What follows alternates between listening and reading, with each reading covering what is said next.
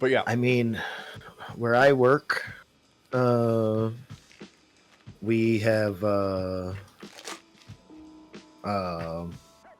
IRS in multiple floors, and had to watch all these people get walked out. Really? And, it was bad. That was real bad. That is just sign of the times that we're currently living in, where a song that is going viral on TikTok is just talking. We're actively looking at the collapse of our government. Yeah, I wanted to ask you, what is the face that you make when you see a Cybertruck? Like, just you're going about your day and then it gets ruined by a Cybertruck. Yeah, mine's kind of just like, it's like you smell a fart in an elevator, right?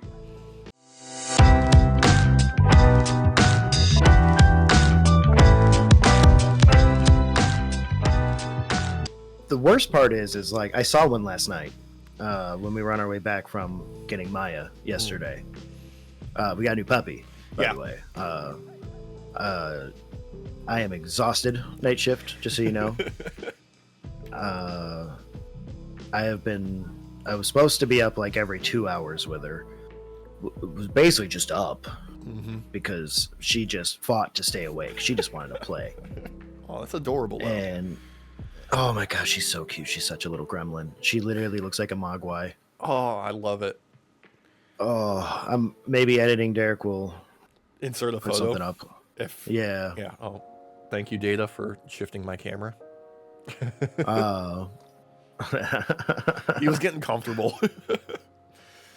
Oh god, but yeah, she's super cute. She's super sweet. She fell asleep biting my finger last night, and then I put her on the bed with me earlier before Christina left to go take her to her parents' house so they can be introduced as well. And we fell asleep because I was afraid because I move around a lot normally. Yeah. When I sleep, and I ended up falling asleep with her tucked in my shoulder, and every little movement, I was I jolted awake. I was like, oh yeah. But we got about an hour together. It was good, dude. Yeah. Like I told you before when you were first talking about adopting a new little puppy, you are the type of person that should just always have a dog in your house. It's just who you are. Yeah. Well, yeah, after Bella passed, it was pretty hard, and it still is. That pain hasn't gone away, but there was something missing in the household, and Maya has instantly filled it. Not just for my sake or for Christina's, but also for Grandma. Yeah. Because this little ball of energy doesn't know what to do with herself, so it's good. Amazing. And Data, buddy, you are gonna knock my camera over if you keep doing that. If you see me bouncing up and down, it's because Data is scratching the hell out of his head and his face and cleaning himself and just bouncing into shit. Oh man, I love it. Yeah. I love it. He's such a goober. I love him. But tons of stuff to talk about today. Had the whole week recap ready to go up until I want to say the middle of Smackdown is when everything got thrown off kilter. Yeah, God, I was okay. So that's where we got to start today, right? Just what the hell was that? I hate it, Alex. I hate it. This is an exact repeat of last year, where we had all this stuff about WrestleMania that we were getting excited about, and then The Rock shows up and just bombs the shit out of it.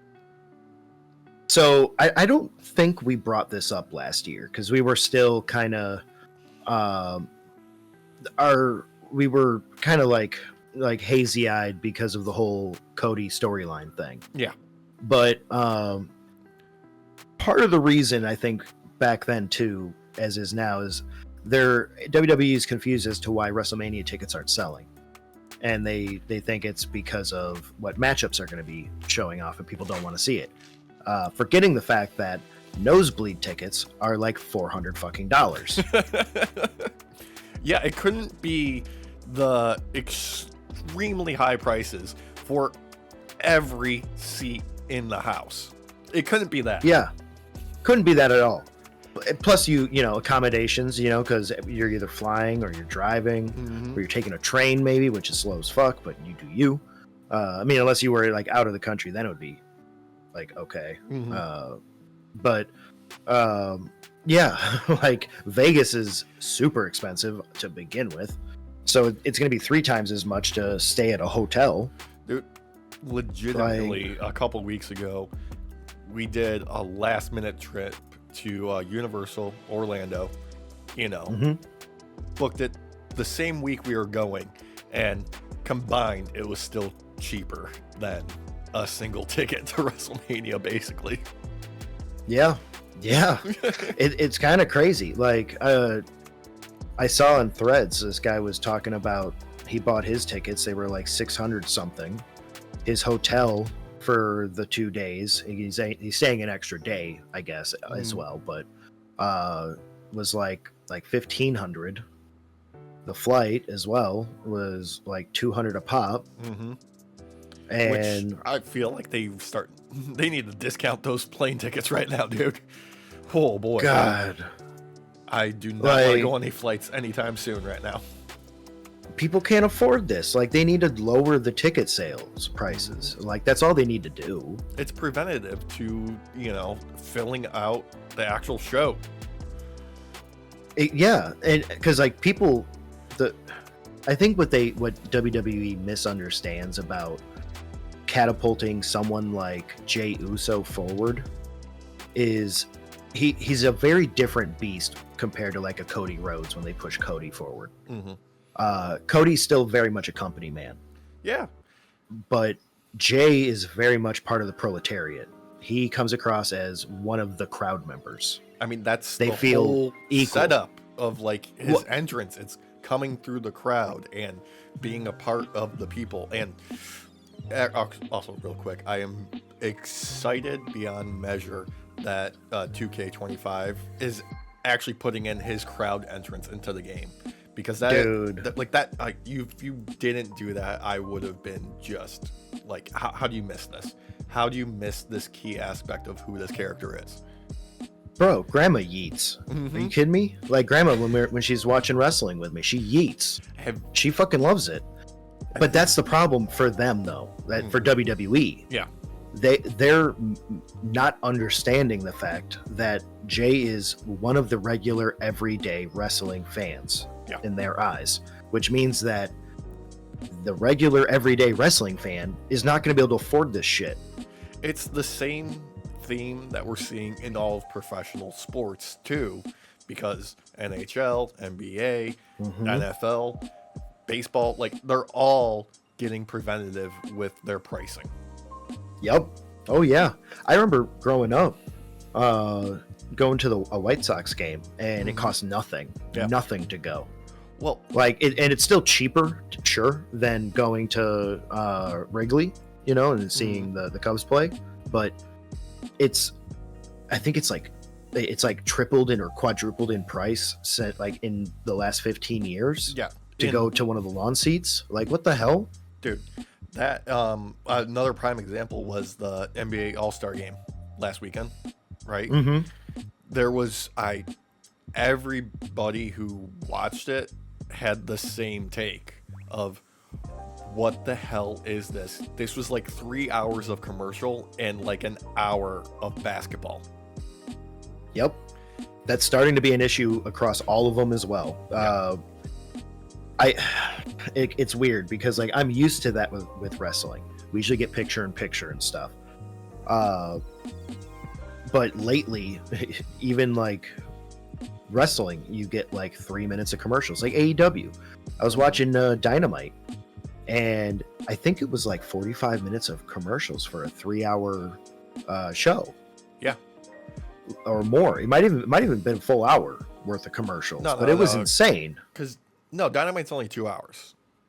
Oh, sorry. Yeah, Yeah, no, yeah, 2 yeah. hours. Yeah. Sorry, 2 hours. But yeah, no, it was like 45 minutes of commercials.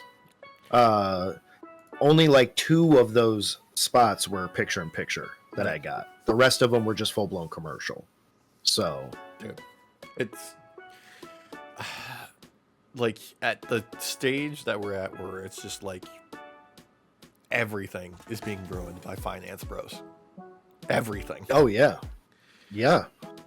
I mean, this is end stage capitalism. You know, like we're past late stage. We're at end stage. yeah.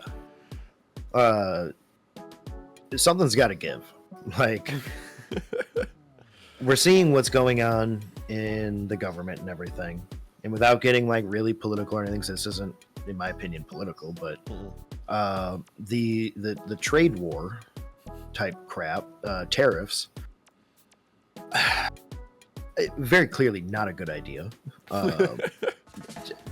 Takes like a single brain cell, one wrinkle on your brain to know that that was dumb, or even just a Google search if you didn't know, and be like, oh, that's stupid, so we just hurt each other for no reason. Google's dumbass AI knows it's bad. Yep. Yeah.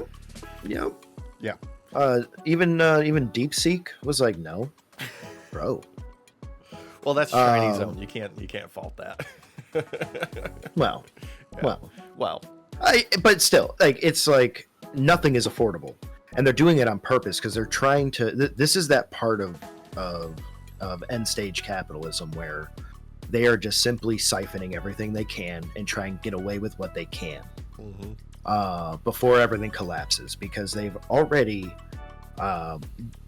The middle class was just a misnomer, just to make people think they can move up in society. But they were the middle class was always forever part of the poor, the proletariat. It's always going to be that way. But you know, they're the ones that also will sometimes be traitors. You know, it's a wishy-washy. Yeah, Reagan sold them a lie. Exactly. Us a lie. Yeah, us a lie.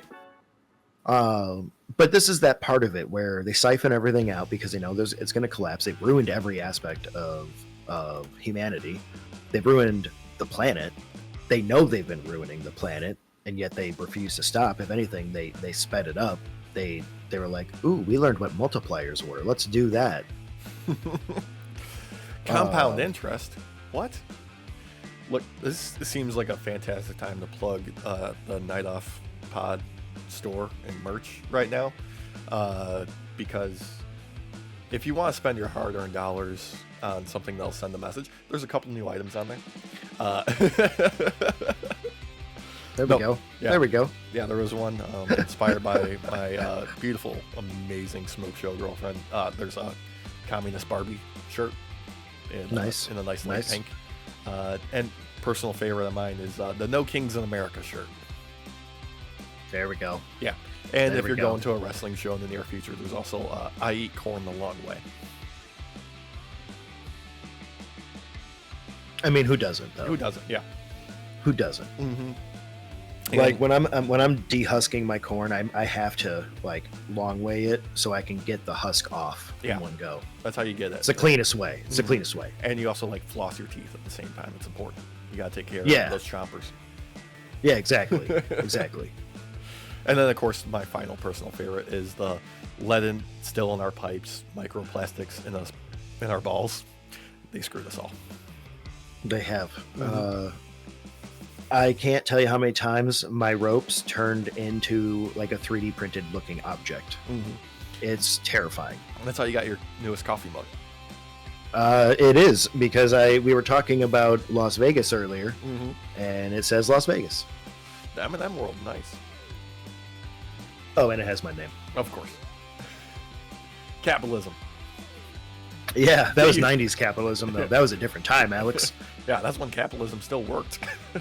That was the golden age. That was the golden age of capitalism, where they could still sell you on the lie. So, yeah. Speaking of selling us on lies, let's talk Raw. Okay. Opening up. Oh, yeah. Oh, you'll be happy to know, audience. Even though I have a new puppy and I'm like in no sleep, I did watch Dynamite. Hell yeah, dude. So, dude. Oh, okay. Right off the bat, Raw opening up strong. Sami Zayn throwing barbs to KO, and of course we got Adam Pearce coming out being like, "What the hell are you talking about, Sami? You're out of your goddamn gourd. What's wrong with you? You can't do this. If you're gonna have a match with KO at Elimination Chamber, it's unsanctioned." And I loved I think it was Michael Cole immediately after this is being like, "Oh, it's official. It's unsanctioned." Thank you. Yes, because I caught that too. Because I was like, I turned to Christina. I was like, "What the fuck does that even mean?" Well, like, it means what? it's officially unsanctioned, Derek. That's what it means.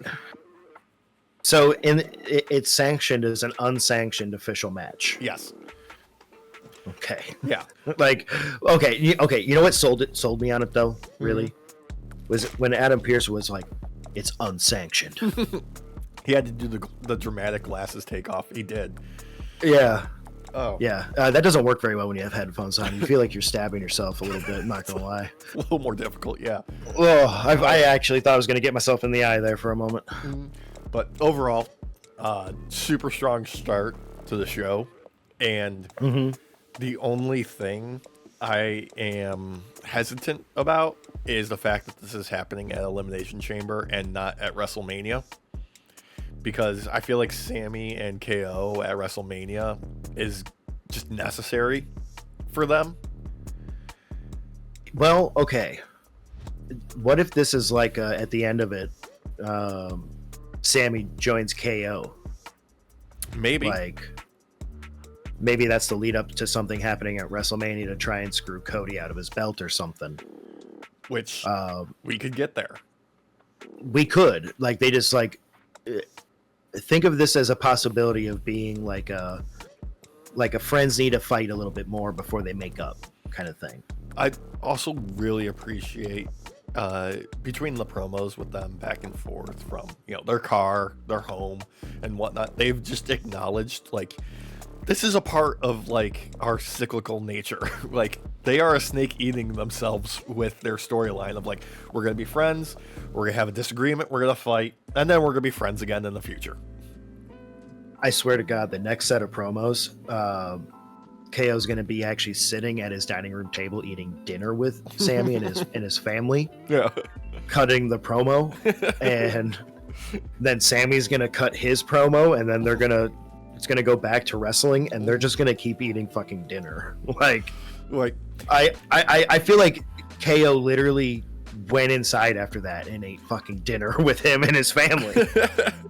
So like, after their match, like, whoever wins is gonna present like a gift for the other one's kid and be like, "Here, I know his birthday's tomorrow. You want to bring that home to him?"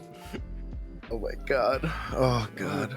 I mean, so the way I love these two together over the years. They just work so well together, and it's a nice reprieve from the other storylines going on. Honestly, even though it's still technically connected to the Cody stuff, it's its own little kind of bubble still.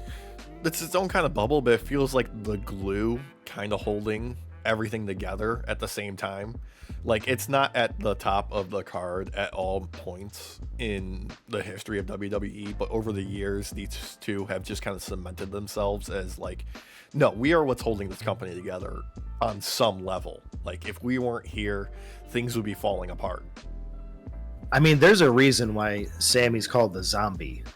Like, he just keeps getting back up, and the crowd fucking loves him for it. So, like, they're right. They are glue.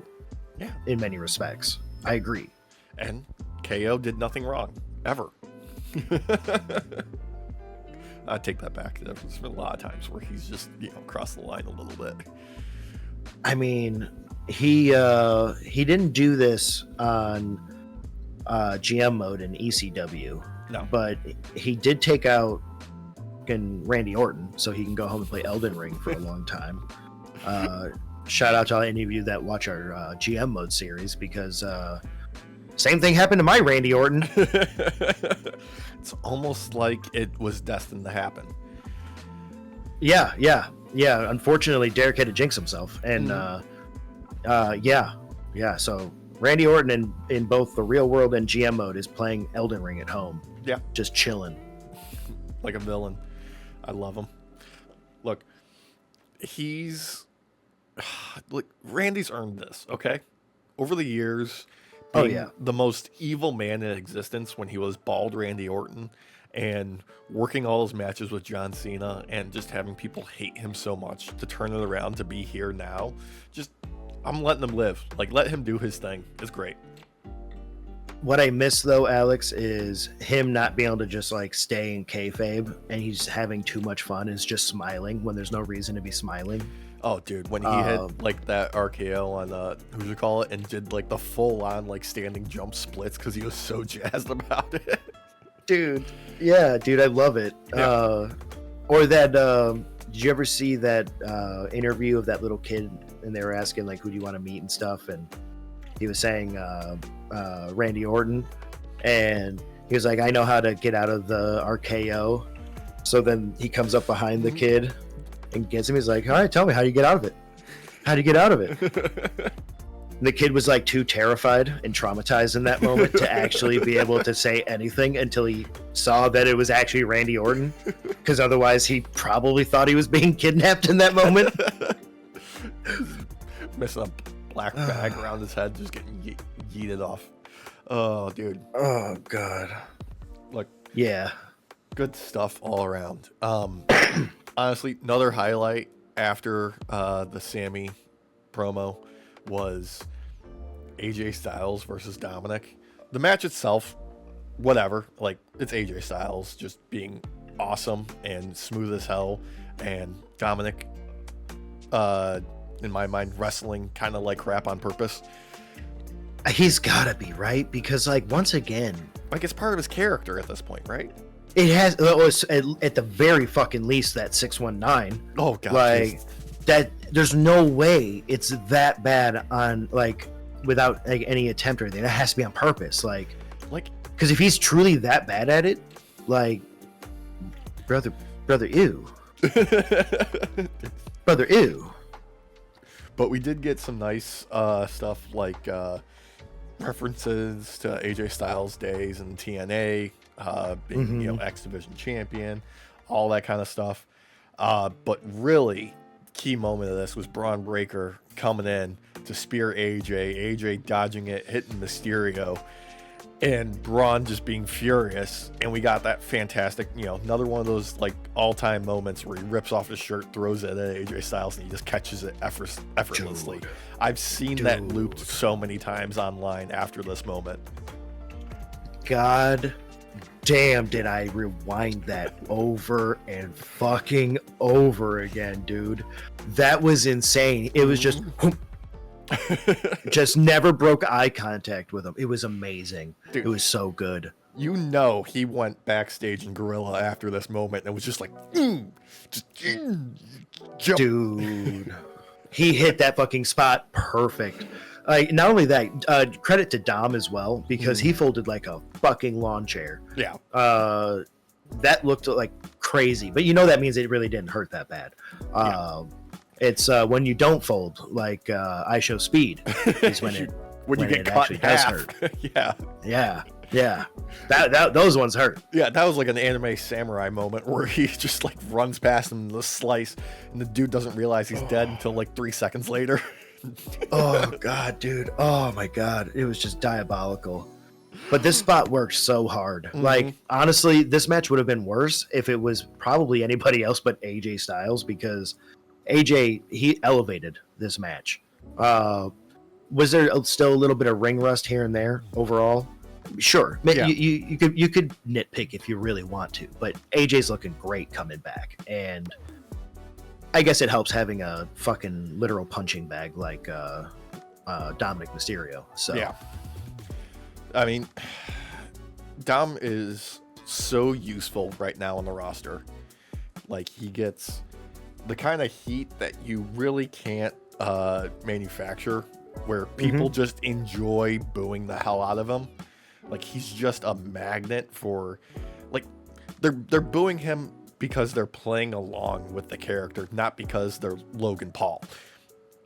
Thank you, because I was going to say, See, Dominic has that shut up energy that you want from a heel, where everybody refuses to let him speak. Yeah. Something that Logan Paul thinks is equivalent to go away energy, which is not the same, because that's just go the fuck away. We don't like you. Get out of here. Yeah, You're Logan an awful Paul human being. doesn't have go away. He has, you're not allowed to even come here. Thank you, Egypt. God, that you watched that Rey Mysterio match. Rey was literally like I've never seen Rey have to like physically stop wrestling and talk to someone in the middle of the goddamn ring to tell him what he's supposed to be doing next. I've never seen that in my fucking life. And this dude, like you've always put it, is a guy who can wrestle in his sleep. Yeah. And the fact that he had to literally stop mid-match and be like, bitch, what are you doing? You need to be doing this. The amount of footwork that he had to put in order to get in position for a lot of things was shocking. It was insane. And this is coming off of a previous match they've done together where we've actually highlighted his athleticism because he caught Rey in a dangerous moment. So to see that and then to go to this, like, there's no freaking way he's going to last long in Elimination Chamber. There's just not. No. Like, and it's going to look real sloppy, and in all due respect, potentially really dangerous for the other people because he's bad at this. Like, I was recounting in my head last year's Elimination Chamber with Logan Paul in it, and the only thing of note that I can really remember him doing was him dicking around with a Sharpie in his little pod and like drawing little devil horns and doing like a fat stick figure of Kevin Owens. But I can't remember anything else that he did in the show.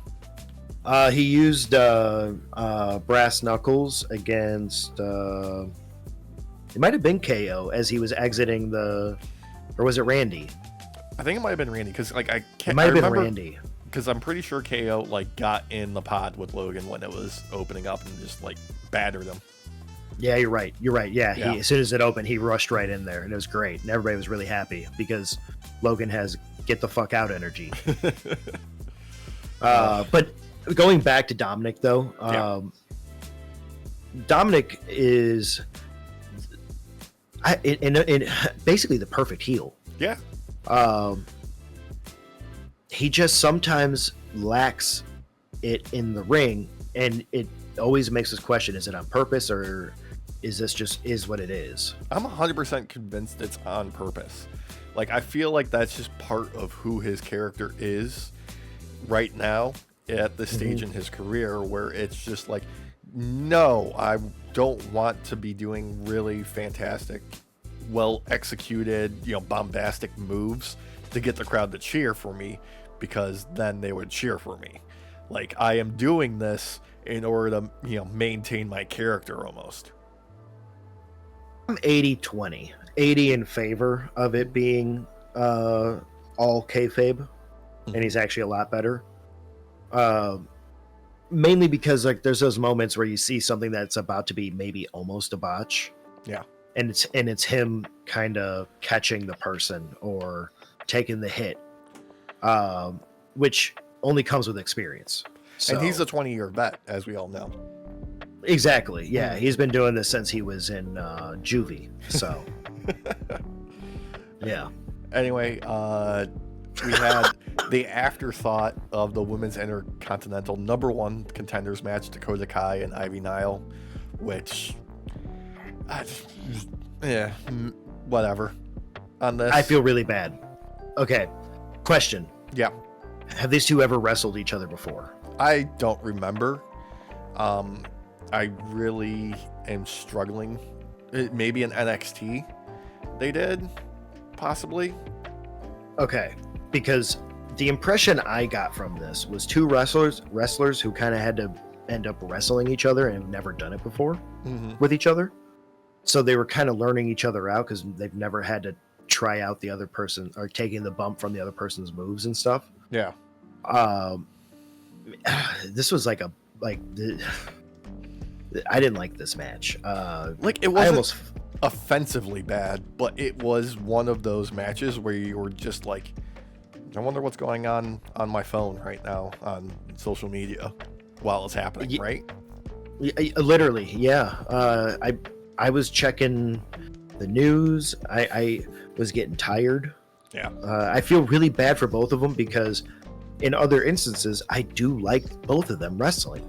There was something about this just didn't work for me. I mean, especially with Dakota Kai, who had that banger of a match against Lyra Valkyria for the initial IC yes belt. Like that was a banger of a match. Like they showed up and showed out that day, and it just, that energy wasn't here.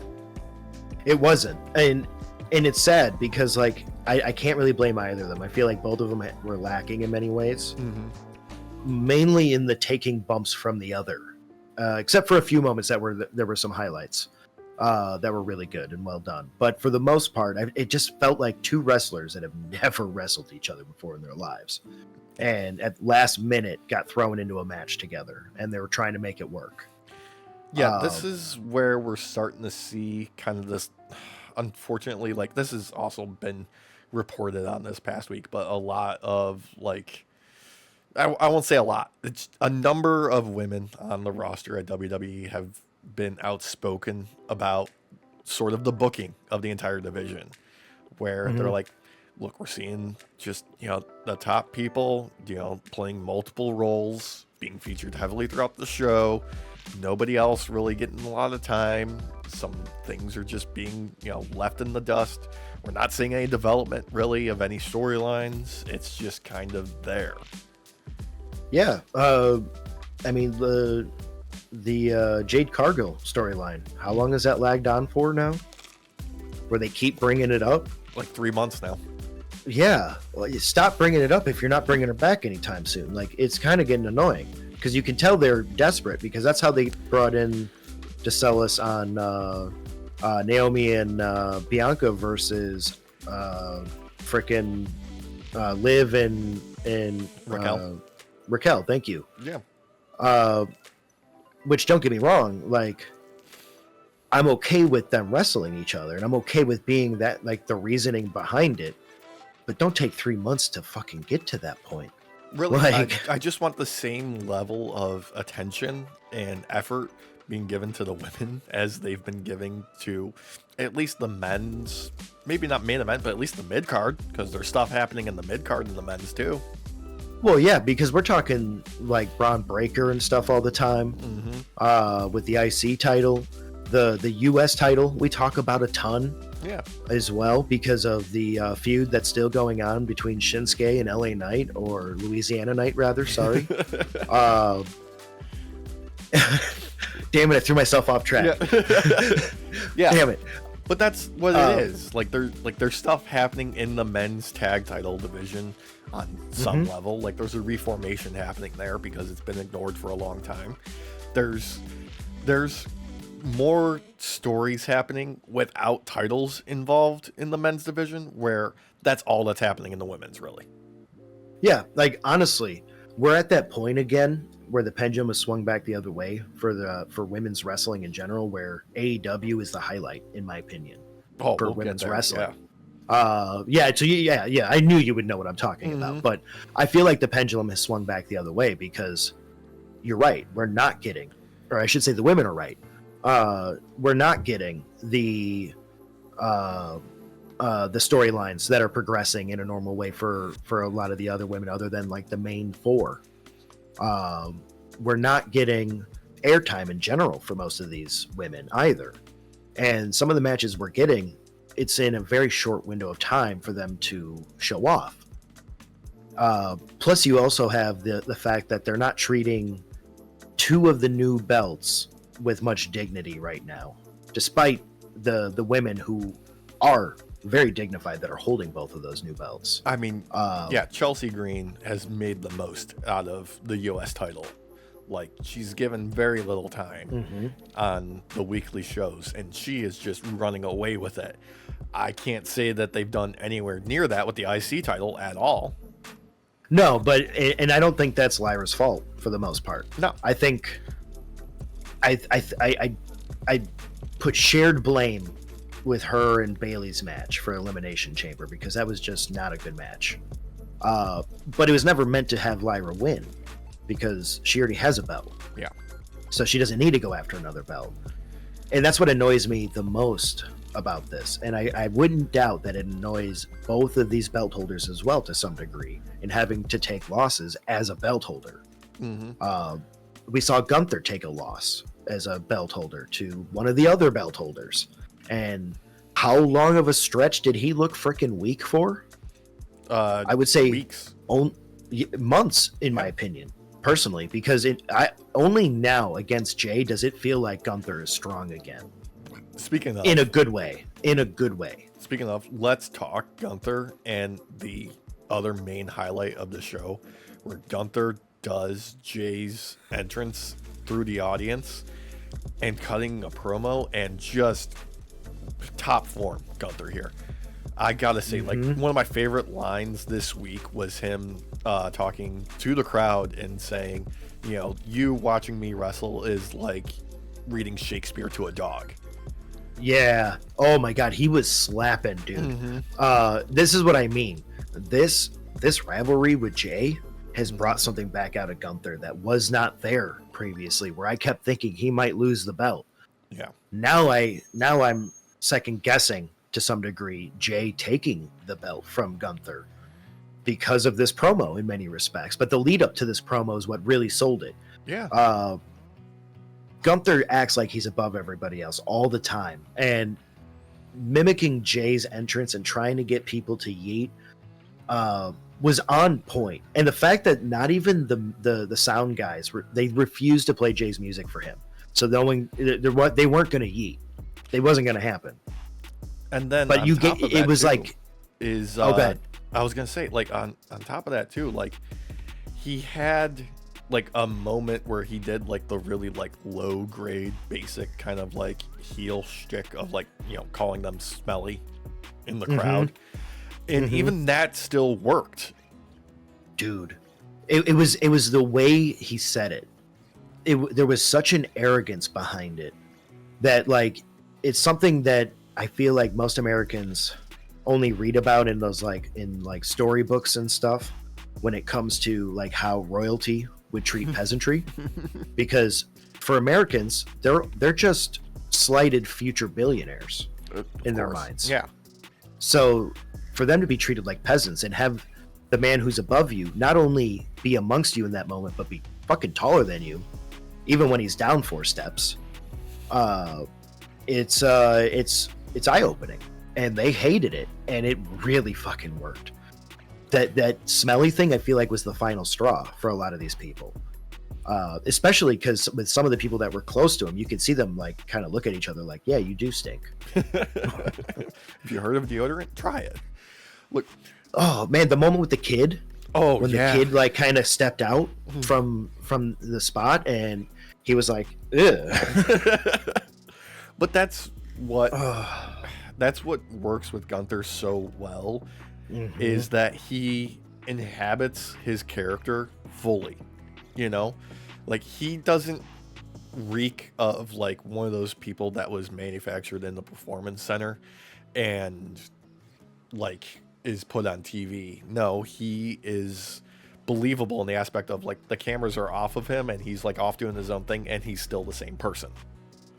Yeah, like, yeah, because like if you were to give some of these same lines to another wrestler who's not used to owning the moment like he can, it would come across as very stale and very derivative. It would come across as like one note.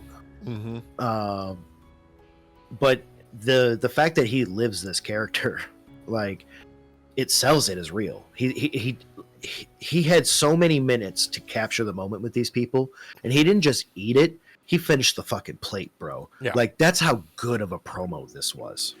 Because he's just that damn good when he is like fully embodying his like ring character. It's effortless almost. Like, it's like a magic trick where he just becomes this person, is exactly what you want like a big bad villain in wrestling to be. Yeah, like it's a tactic. Like you're in a sense you're diminishing what Jay does. Mm-hmm. You're lowering him below you again by doing his own thing and showing in many respects like why it's beneath you. It was so arrogant. So arrogant and just so well done.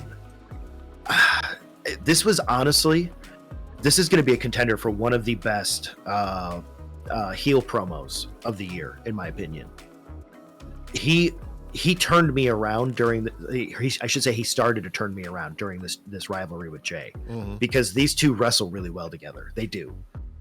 There's just something about the way they face off against each other. It plays really well. Well, I think that's attributed to just how simple and straightforward the character dynamic is between Gunther and Jay. Like it's very boilerplate. It's very simple, but it's just it works in that aspect because of that. Like there doesn't have to be a lot added to this.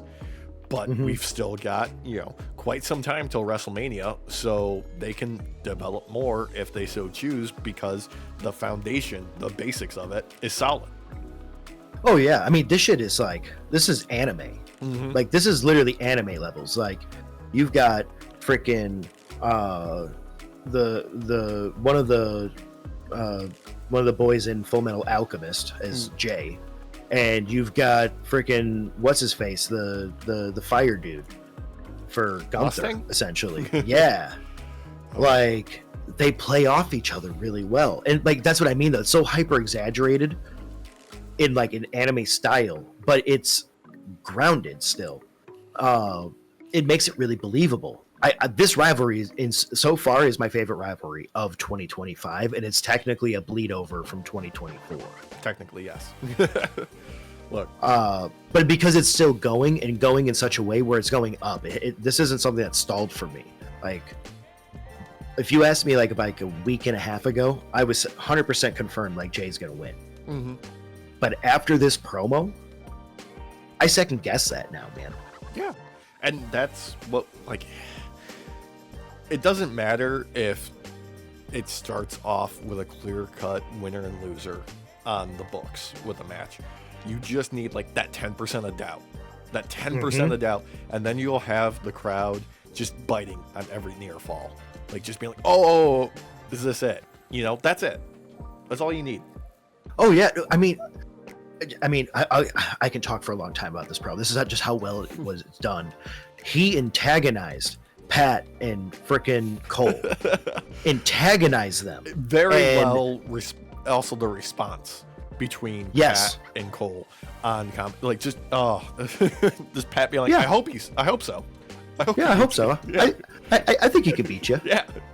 And the look on Gunther's face, because in that moment he was weak again, but not in such a bad way where it's like I'm complaining about the weakness, but it's like there's cracks still there, but in the right way. Not like when we were seeing him against Damian, where it's like he's looking really weak and like the win didn't feel good against Damian this last bit around. Like it's like this is working. So even if they do take the belt off him, I feel like he's going to come out stronger from this. Absolutely. Look, we spent a lot of time on that. Let's cover the rest of the show. Such a good fucking promo. Yeah. We got Penta versus Butch. I'm sorry. You mean Pete Dune. Pete Dunne. Dune. It was fine. Really, highlight was Ludwig Kaiser coming out there and just like blasting his nips, surfing cunt. It was cold in the arena. It was cold out there, huh? It was fucking cold, brother. Oh man. This was an okay match. Yeah. I think Penta's really starting to get comfortable at WWE now. I think people are also getting very comfortable with him there as well. I mean, they haven't seen some of the shenanigans he's willing to do to his body yet. No. But they might. And it really just shows that with the right prep work for a wrestler, they will instantly be over, because the entrance, the merch, Mhm. everything that they did leading up to his debut to the first couple of matches he's had now, like, people love Penta, rightfully so. They put in the work, and it's paying off already. Oh yeah, like I saw someone on Threads when they debuted him. They're like, so he's undead, he's a luchador, he's a ninja, and he's a gangster. Yeah. Okay, I got you. Penta is like all the things that like an 11-year-old would do if they're like making their own like comic book character. That's what he is. The only thing he's missing is that edgelordness. Like, he has all of the trappings of what you would expect of an edgelord, Yeah. but he doesn't act like an edgelord. It's great. But no, solid, just good old-fashioned fun, nice little like middle show thing. Oh yeah, it's like solid 2.5, 3-star kind of match for me. It was right in the middle of the road. It was good. Yeah, it's fine. I think Dunn actually looked really good for once in the past like 3-4 months too. Yeah. He didn't get outshined necessarily by Penta here. He stood up to the plate, so Yeah. it was a good match. Yeah, solid. Then we had the Elimination Chamber qualifying match for Roxanne Perez and Raquel. Just, all right. It is what it is. Really, the like highlight of it was Bianca and Naomi coming out at the end, dressing up like the rivals from Bring It On. Yep. just to, Yep. just to throw a beat down on Raquel and Liv for being like, you guys messed up Jade. We're getting our revenge now. We're not waiting. Oh god, it was so good. So that was the highlight for real. Yeah. Nothing against Roxanne. She was pretty decent. I think Raquel does not do that well unless Liv is helping her. Yeah. Unfortunately, like, it's weird. It's like she's shining because of Liv's star. And it kind of annoys me. I want her to actually stand out on her own a little bit, even though they're kind of working towards tag team titles here. Yeah. I just hope they figure something out for Raquel. Like, They need to figure out them fucking pants. yeah. Let me tell you, I'm tired of seeing these freaking leather pants that are both like the undie part that a lot of people like to wear as wrestlers, but then fucking like real thick leather like ties that tie the bottom part to, and there's like a 2-inch gap. It's like, dude, decide. It don't hit. It don't hit. No, it bothers me. It hurts my brain. I don't like it. Speaking of things that we don't like, New Day promo. My God, I'm of two minds of this.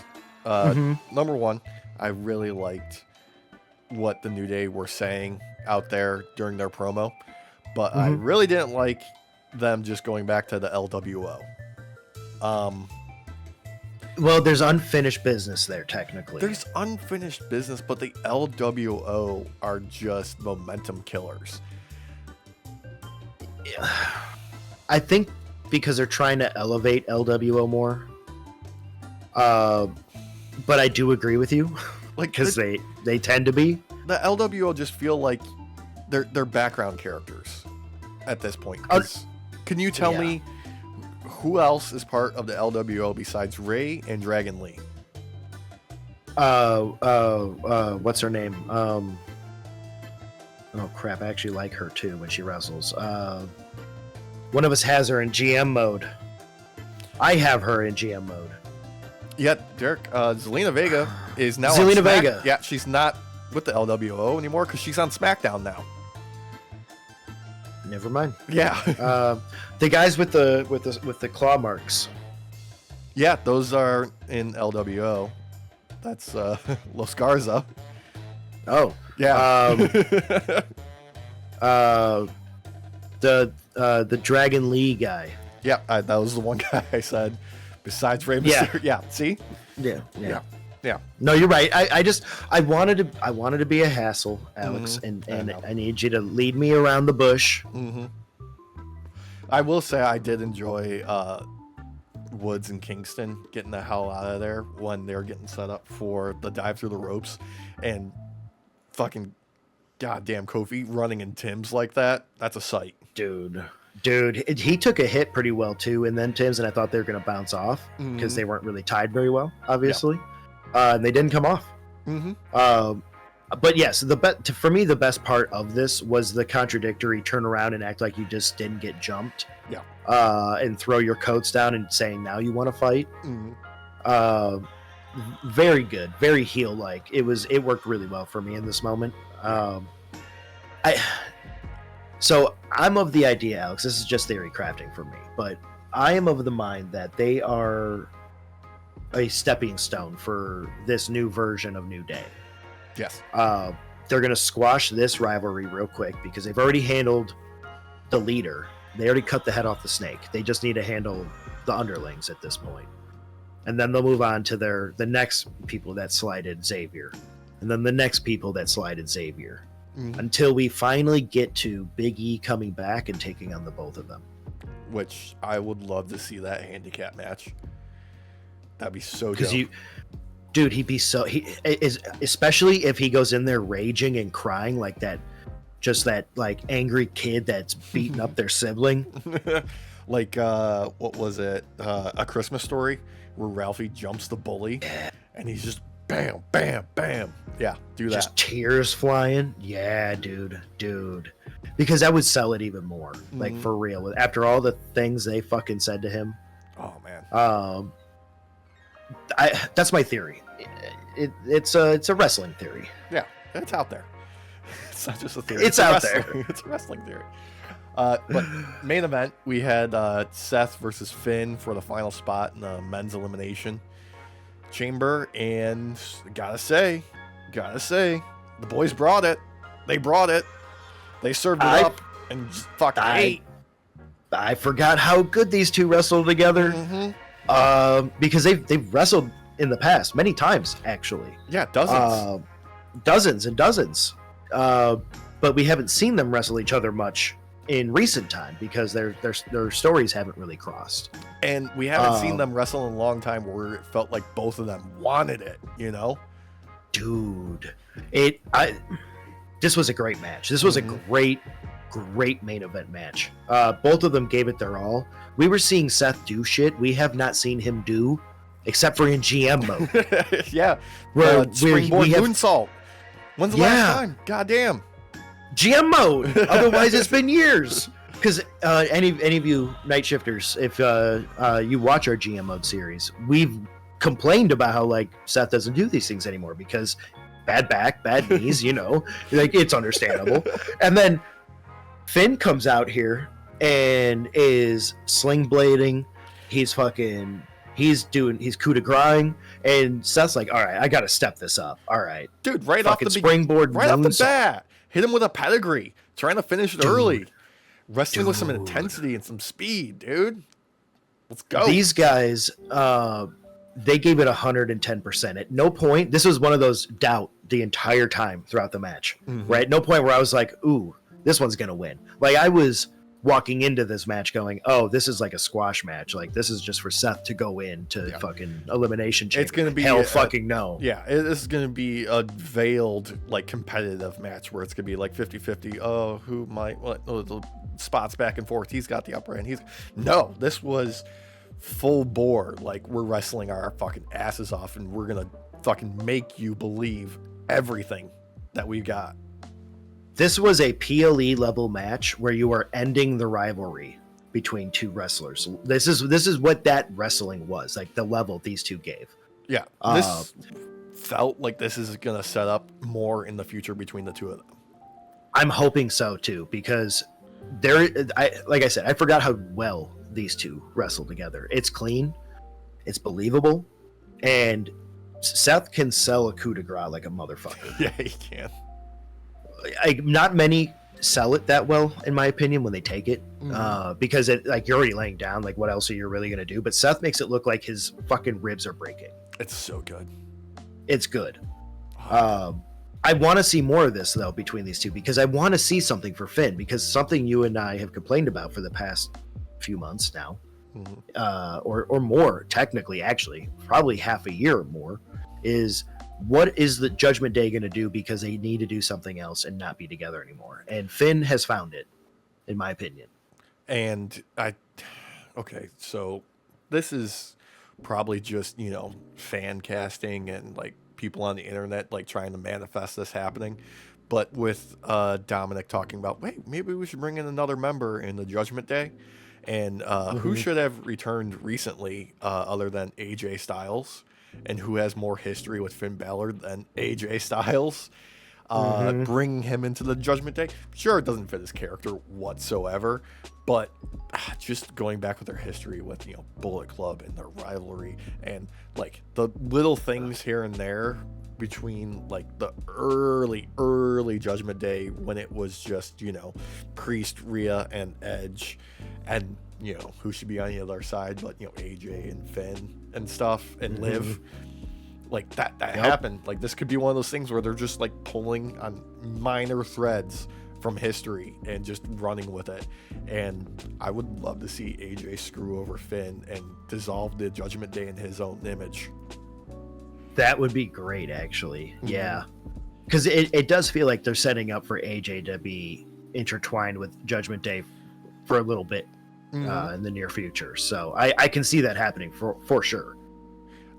I just want AJ Styles to be a major player in WWE because he's so damn smooth. He's so damn smooth, man. That street fight at the signing event that he did, one of the best like what looked like caught on camera kind of moments ever in his career, in my opinion. Not only did he sell it really well, but the people around him, if they were in on it, like they did a great job, because I feel like they were not let in on it other than a few people. Okay. I mean, there was blood, but I would like to see that though. I would. And I feel like this match here, coming back to Finn's match, this is the perfect moment for Finn to move away from Judgment Day and do his own thing. This kind of rivalry here, I feel like would set him up for being on his own again. Yeah. And Finn's one of those guys that as a heel, he's fantastic. As just this slimy prick who will, do whatever it takes to win. But people right now are forgetting just how fucking magnetic he is as a face. And how good he is at just making you believe that he can make things just happen because he will just will it into existence. Well, like his Switchblade, it's the best one in WWE. Penta's is really good, but I think Finn's is the best. God, can you imagine a match between Penta and Finn and they're just sling blading each other back and forth for like 30 seconds? I'm actually expecting that to happen, for real. I hope so. I feel like these two are going to end up butting heads at some point and crossing paths. And yes, we're going to get like a 5-minute ordeal of just sling blades back and forth. Oh, a sling blade? And you counter into a sling blade. And then he counters your counter into another sling blade. And then all Penta in midair. Finishes it off with a Mexican destroyer. Dude. A rule. Now his is the best Mexican destroyer in the business. Absolutely. His looks so goddamn mean. Just so mean. But I think those two would actually go really well to get together. Yeah. Things that go well together, we gotta talk about Dynamite and the opening, MJF and Hangman. Boys cooked. This is another one of those, Alex, that's in the running for one of the best promos of the year, and we're early on in the year. Yeah, we got Chef Hangman and Chef MJF in the kitchen, just cooking up a fucking storm, man. This is what's been described as, like, Tony Khan has mentioned that he's back in the weeds with Dynamite and Collision, and it is a noticeable difference when he is not as heavily involved. Like, we've been saying for a while, like, Tony Khan needs more help. Maybe not with AEW, maybe needs somebody to take his responsibilities from the Jaguars and from Fulham Football Club so he can spend all this time with AEW and just work on what is happening over there, because this felt so damn good. Like, this is two guys who have been there with AEW from the beginning, who it's never been like a focal point. but it is just something that, like, we knew would happen eventually. And now that it's happening with all this history between them and as individuals, they've got so much to pull from and to work with. It's so goddamn, and the character history, like, how great was it with MJF just listing all of the horrible transgressions that Hangman Adam Page has done over his years, and just being like, and they don't hate you for it. Yeah, the fans were cheering during each thing that was being said. Yes, because Hangman did nothing wrong. Well, yeah, maybe he did, but he didn't. But he didn't. That's the thing. So this is another one of those moments where when you have wrestlers who actually remember week to week or year to year, come back and be able to use it correctly. Because, I mean, MJF was right. They're both old timers in AEW at this point, technically. They're both, like, old guard. They're OGs. And Hangman has been there to screw over MJF over the years, but they've never really truly had it out. Yeah. And I feel like this was a real moment for them to kind of stew in it and make you believe it. And that's like exactly what happened. Because these guys know each other well enough to know how to needle each other, because you got to see Hangman needle at MJF like immediately. His prime weakness too. Like, there's a glowing red spot on MJF, and Hangman's just like, that's where I'm targeting. You've done all of this, and still the people aren't supporting you because you're that big of a scumbag. And then he mocks the people, and then he wonders why they don't like him. Like, it was just like, oh, you're asking me to prove your point? Here, let me help you here. Yeah. And then you had MJF needle back with Daniels.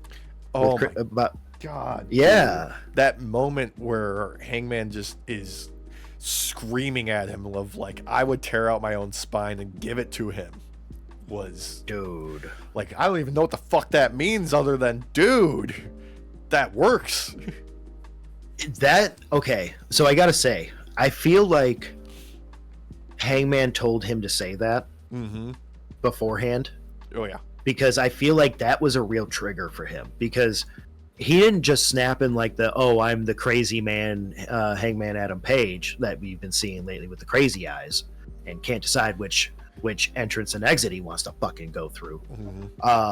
This was like, that felt raw and that felt real for a moment, for just a moment, and then he kind of restrained himself and got back into it and kind of exploded in a way that would sell on TV. But there was a look about him that was just like, oh, you hit a fucking nerve, like a real fucking nerve, even though I probably told you to hit this nerve. And expanding on that, when Christopher Daniels comes out to just stop Hangman, there's that like realization on Hangman's face of like, okay, CD is right. Like, listen to CD. He's not going to steer you wrong.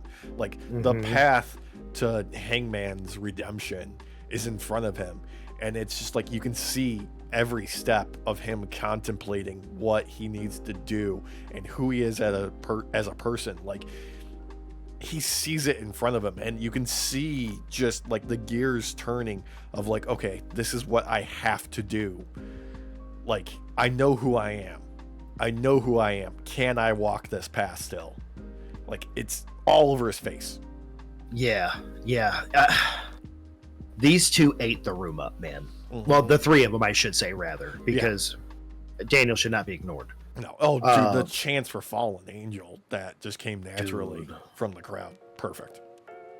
This was, like I said, this was one of the best promo works of the year, and it's early on in the year. But this hit in such a way where even I got angry at MJF when he brought up Daniels, and because I can understand that rage. I've hit that kind of rage before, where something snaps in you in that moment, and you just explode on them. Yeah. It felt raw, it felt real, and from Hangman's side, and it felt raw and it felt real from MJF's side. Like, they both had a point to make, and they both made it. And I feel like we're gonna get some sort of crazy match out of these two. Mm-hmm. That might be a highlight kind of match of the year type shit. If they're gonna build it up from this, they got to keep this energy though. Yeah, they're gonna keep this energy, and if Revolution, being right around the corner, there's no stipulation on the match, which I'm fine with, which means we can amp it up for the next one till we get to a Texas death match between the two of them. That's what I'm expecting. Is something's gonna get like a crazy hardcore match.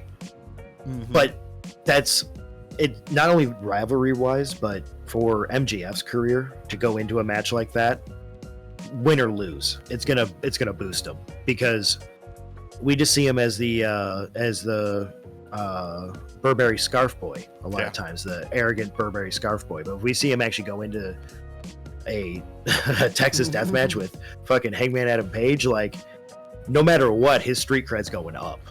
And I really loved the touch of the usual Wikipedia rundown of wrestler's career, but turning it on its head of being like, you've done all that, you've got all these accomplishments, and still they don't love you. Oh, God, and the look on MGS's face with that moment, because it's true. He's never truly had the love of the fans as the way Hangman has. Like, he's never been given a moment where we could believe a face turn was going to happen for him. No, the entire run of Better Than You, Baby was still us just waiting for the turn. Mm-hmm. That's it. It was still fun. Yeah. It was a little goofy at times, but nobody believed for a second that it wasn't going to end with one of them turning on the other and just being complete pricks. Exactly. Yeah. Exactly. And MJF, the character that he's been, whether in AEW or outside, has always trash talked the fans because it gets them riled up. It's great heel work that he does. That's why it's so hard to believe a true face turn out of him. It just seems like it's one of those I'm just pretending to be a face. Like, I do face things, but with villainous reasons. He should just stick with what works for him, and that is the Ric Flair model. He doesn't need to adjust his character that much. He doesn't have to take big shifts. He can just kind of tweak it here and there to what suits the storyline. Yeah, just never go back to the hyper nationalist gimmick again. That was pointless. That didn't work. No. Yeah. I'll tell you what also didn't really work, but I still had a great time with, was the Ops versus the Patriarchy. Okay, number one, entrance for the Ops, Shibata, Joe, and Hook, rules. That kicks ass. That shirt, that's perfect. Mm-hmm. That's gonna be one of those ones that okay, it's iconic, it's simple, it's right off the bat.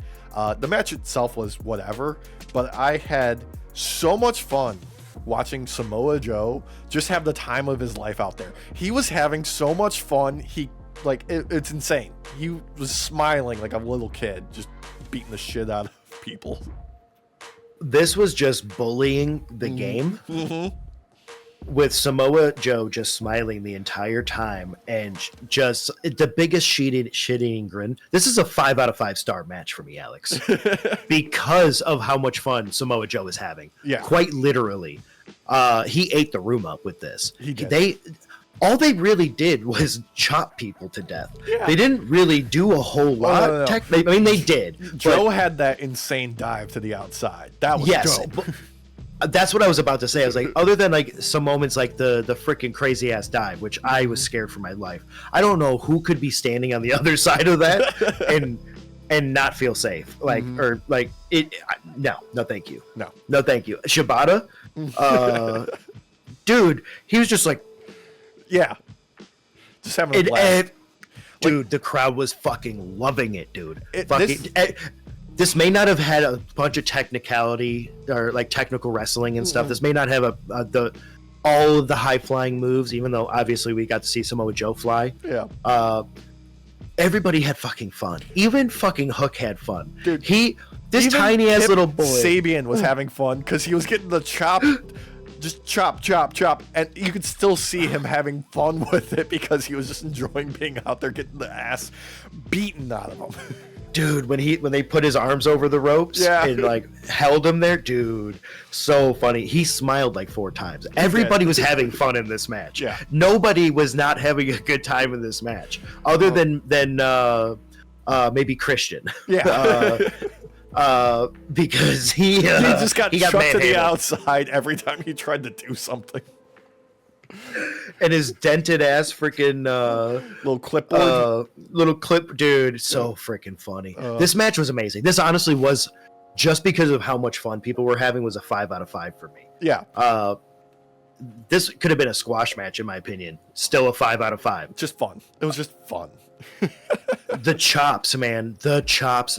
Like Hook, okay, don't get me wrong. You don't have to be a big guy to chop someone and make it look painful. But Hook is a tiny guy, and he makes it look like he can't do it. And it's adorable. It's actually the tape that's hurting you. You're getting scraped from the tape. It's not the chop that's getting you. I also really I gotta highlight before we get away from this match was Shibata and Joe both doing the tiny little trip.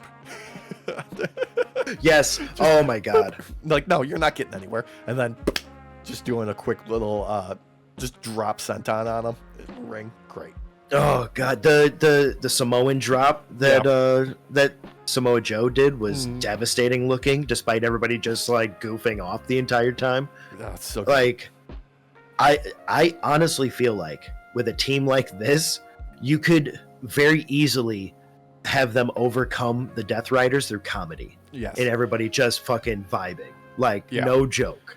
Like, it's the story, like, because both of them have like presented themselves as like merchants of violence, and they're very different styles of violence, where the Death Riders are like, we're doing this to, intimidate and whatnot, and the Ops are more like, no, we're doing this because we enjoy it. Like, we're just having a good time. Yeah, this is our idea of a party. We saw like 7 tag-ins on their side in a matter of like a minute, so everybody could get like 4 chops in. Yeah, like, it was amazing. Yeah, great match. God. Something else we got after this was the street fight between Big Bill and Powerhouse Hobbs. I'm a little down on this just because I wanted... They had good stuff in this, but it was missing kind of like that explosion of bombastic spots that I wanted from the two of them. Like, basically, in my mind, I wanted them to have a street fight that kind of like spilled out everywhere. Like, I wanted them to go backstage and like run through a wall. I wanted them to have a couple more table spots where they just blasted through a table that we didn't get. But I really liked a couple of spots of like Big Bill having the wrench and him like selling the idea where he like blasted the ring post and the barricade. Like, that stuff was good. But I wanted some more things that just had a bit more flair, like just an explosion of a couple more tables, Well, the table with barbed wire that we got, that was great. But yes, we needed more of that. We almost got them going outside of the arena portion into the backstage area. It looked like they were going to for a moment. Yeah. They started to head that way, then they turned right back around. Yeah. And they kind of just stuck it out in the area, which I wish it did go backstage as well. There's a lot more stuff you could play with, a lot more gimmicked like walls and stuff you could destroy, obviously, as we've seen with Monster v Monster in WWE. But I gotta say, when he hit the ring post, though, when Big Bill hit the ring post with the wrench, I don't think he meant to let go of that wrench, but I think the force and vibration forced his hand to de-grip. And that worked fantastically. Yo, yeah, no, it was a great moment because Hobbs dodged like a champ, and it looked awesome in that moment. So this is still like a 3-star match because there was still solid wrestling. Yes. It needed more to it for it to be considered a street fight in my book, because other than the wrench and the table with some barbed wire, we really didn't get much else in that. No, we didn't. To call it a street fight. AEW has set expectations up for stipulations like a street fight or lights out, a Texas death match, and so on, where they've got a lot to live up to, unfortunately. Like, you need a bit more shenanigans with foreign objects for a match like this, a little bit more chaos, and they just didn't hit it this time. I mean, we got some blood. Yeah. From on Hobbs. I think what part of the problem, in my opinion, and this is nothing against Learning Tree in itself, despite my biases against Chris Jericho. Yeah. Big Bill needs his own thing. Yes. Like, if he came out to his own music and stuff and not to the Learning Tree, I would feel like this would be less of a squash match, in my opinion, because it almost felt like a squash match, like just shy. Yeah.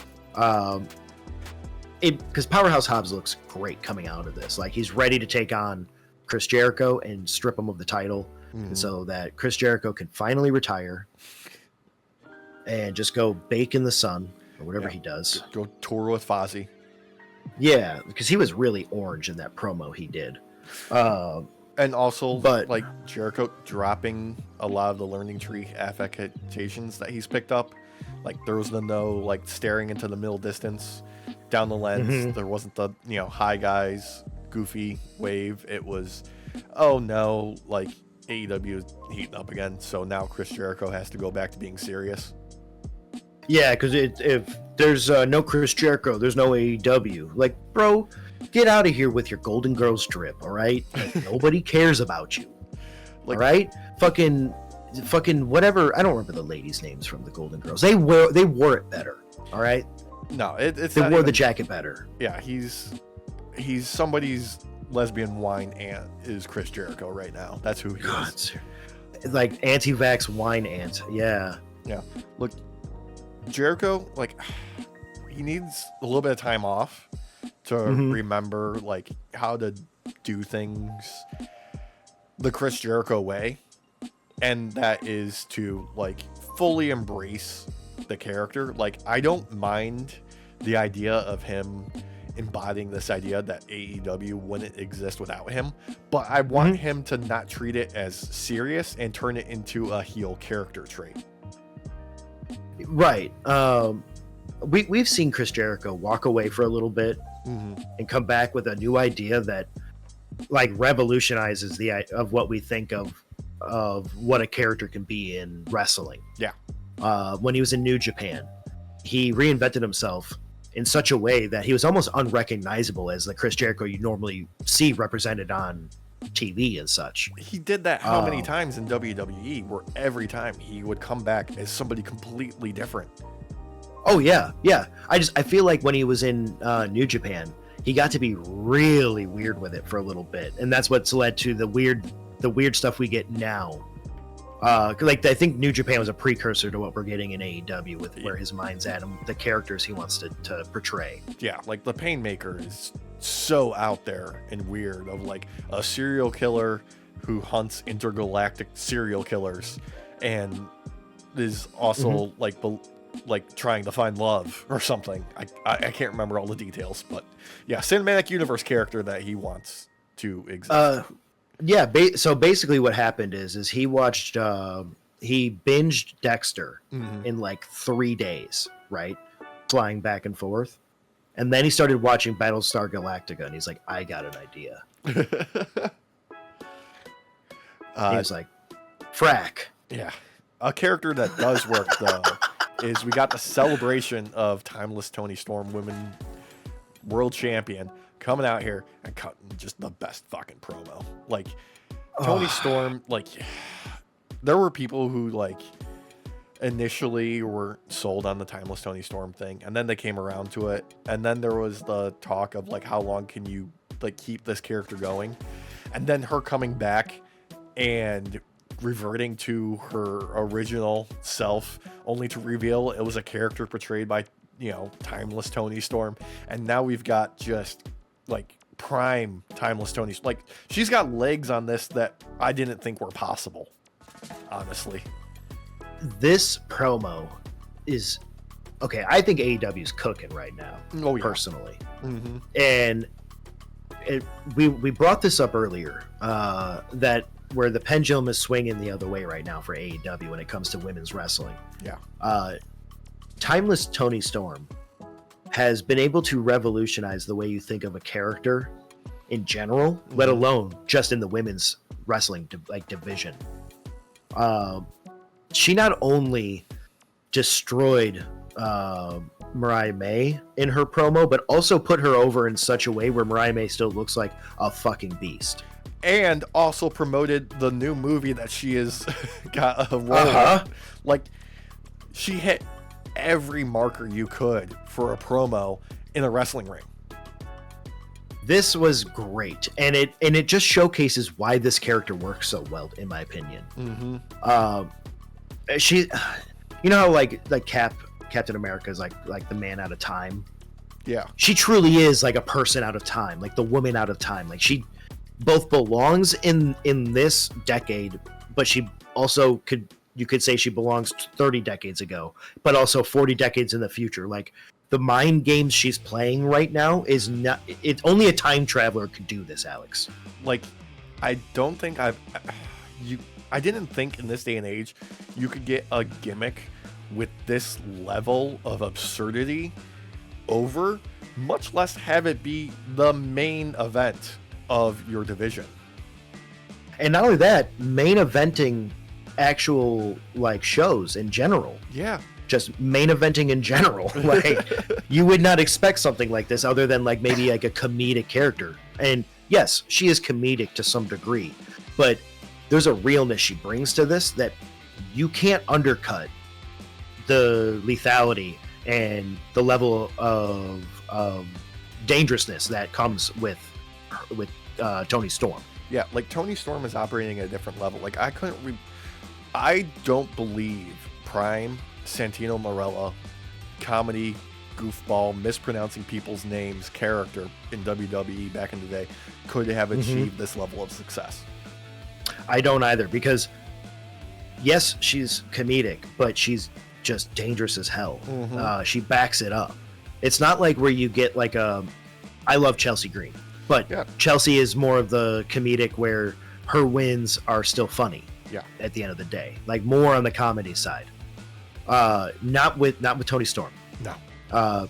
You get some laughs and stuff coming in because her promo work is like S fucking plus tier, and it's very weird and out there. Yeah. And then you come in thinking like, oh, I'm gonna whoop this girl's ass. No, you ain't. No, you ain't. She brings the fire. If you do, yeah, like, and if you do end up winning, you had to fucking work, like, because that match between her, that match between her and Mariah May was one of the best matches I've seen. Oh yeah. In AEW ever. Dude. God. And we'll cover more of that when we get to Collision. Let's ride out the rest of the show, because we had Will Nightingale backstage talking about how she's pissed off at Marina Shafir, only for Marina Shafir to jump her. And we got something unexpected now, because like Death Riders are cooking. Like, we got John Moxley being like, taking the camera, and sure, this is definitely a callback to like Roman Reigns on the rise up, and talking about how like those seats are mine, that arena's mine, that camera's mine, this ring is mine, like doing all of those things. But talking about like left Cope like face down in the dirt back in Australia, got Jay White coming out there to interrupt. And I'd love when there is this like chess game being played between faces and heels, because they're both not idiots, because Pac was purposely left backstage because he knew that somebody was going to come out to interrupt him, and Jay White and Adam Copeland knew that, so then Cope can then sneak up on Moxley, and just it's Death Riders are no longer dragging the entire show down, and I am so happy about that. Yeah, I feel like at the end of the day, they did look stronger for this, but Cope looks the best coming out of this promo. Where we've heard many times before, like, I'm going to take down the Death Riders and get them out of here. And we've been like, yes, please, because we're so tired of this fucking gimmick, and it hasn't happened. I actually believe they could this time. Yes. I could see it happening this time. So please, yes, just please. Yeah, that's all we have to say about that, because that, like, just let's get to the fireworks factory. But it's true though; they have actually been doing better now, and I feel like they're doing better now because of the rivalries that are starting to be set up at the moment, that are starting to be paid off too. It's starting to feel like they care again. Yeah. But really, we got to talk Chris Statlander versus Megan Bayne, because this match fucking ruled. It was a hoss fight. That's what it was. It was just two really strong wrestlers just hitting each other fucking hard and doing badass shit. That spear that Bayne did, that was a gnarly spear. It was awesome. This was just like, if you wanted the meat match out of Hobbs and Big Bill, you didn't really get it there. But you got a meat match here. You got it fucking here. Just big, huge shots. But kind of fell apart after the match, where Penelope Ford helped Megan Bayne win, and Thunder Rosa comes out to make the save in the most awkward save spot I remember seeing in recent memory. I don't know what the fuck this was. I don't know if there was just a lot of miscommunication or if they were supposed to do something else, but this just didn't work at all. This was on the level of like Candice LeRae, like what are you doing here? I agree. It was an awkward moment.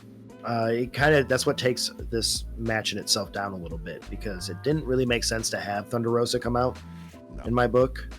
I mean, I'd like to see Rosa v Bayne.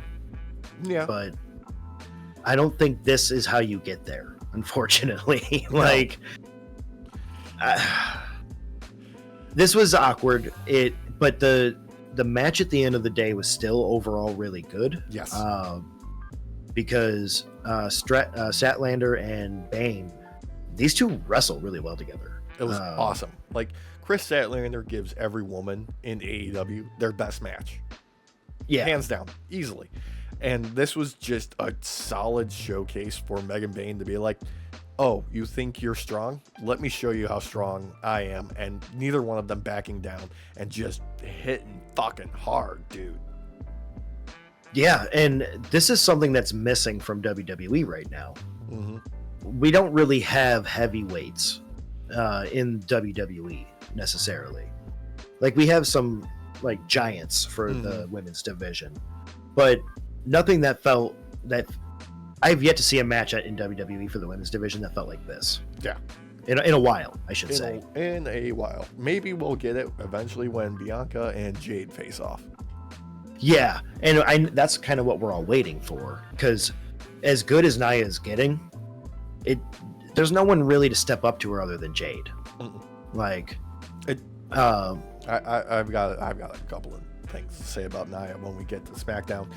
Let's get through Rest of Dynamite, because we had a fantastic promo from Ricochet. I mean, dude is just like hitting his stride more and more each time. Like, the little things, like, even when it feels like, okay, that was kind of a slip up, it still feels like it works with him right now. Yeah. And just oozing this dickhead energy that I didn't know he had in him all those years in WWE. Yeah, he's kind of taking on this Tato Shea gimmick. It's working really well. Like, he's definitely getting the arrogant part across super well. He backs it up though with like in-ring fucking shenanigans. So like, yeah. This is like a character where I can actually see Ricochet going forward and actually taking a title. Yes. Whereas like in WWE, he floundered for a while, and I just feel like nothing on his end. Just WWE didn't let him play. Let him kind of play in the kitchen for a little bit and cook. Yeah, they just kind of like, try this. Oh, didn't work. Drop it. We'll figure something out for you in 3 months. Plus, coming out with Prince Nana's robe, Mm-hmm. then with those like 80s fucking like aviator glasses. Yeah, the serial killer glasses.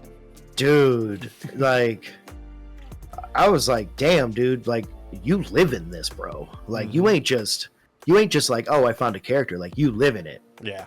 You live in it. It's so good. Main event, Revolution International Championship Series. Okay, I don't like how they set up these matches for the build to Revolution because they just like flat out like told us right off the jump, like, okay, no, it's gonna be Takeshita versus Kenny at Revolution, but we're gonna put some stuff in place in between now, so it doesn't really have any weight to it. But we are still getting good matches on the way. It's messy. Yeah. Like I know what the final result's gonna be, but like I'm not upset about the matches that we're getting in time till then, if that makes sense. Well, these two wrestle really well together. Oh, this was a fucking banger, and this was so like there were so many fun moments. I loved Kyle O'Reilly being like, "No, I don't really owe my allegiance to anybody here. We're all still friends at the end of the day," with the hugs and like the conglomeration's just a state of mind, dude. Like just like Orange is my friend, but you're still gonna get your back blown out. Yeah. And Orange Cassidy and like Adam Cole still having like a little bit of animosity towards each other with like, and it was super fun. And these two just fucking going at it like fucking badass motherfuckers, dude. This was good. Solid. Just fucking This was really good. Solid. I don't really know if there was anything more to say about Orange Cassidy as far as where he's at now, other than him reverting to the blue denim style and getting a new like screen graphics of just being like, no, I'm just the Orange Cassidy that you know and love, and I'm gonna wrestle my ass off. That's who I'm gonna be now. Yeah, because he's not really doing the sloth style anymore, the chill vibe style necessarily. He's dressed like it. Like he's got like the callbacks to it, but he's not wrestling like it anymore. Yeah. Trying to take down the Death Riders kind of. Sorry, I'm a little tired because I puppy. Yeah. Kind of felt like it woke something up in him to go a different route with the character, and it's working for me because I feel like this is like the type of Orange Cassidy that could take on Takeshita or anyone he wants and go after the belt. Yeah. So it reminded me of when he held the belt and was just wrestling every week because he's like, no, I have to show that I am the champion for a reason type of Orange Cassidy. Yeah, he was a workhorse. I loved it when he had the belt on him, and I could see it happening again. But I feel like the cards are drawn already, and we're getting Omega. We're getting Kenny.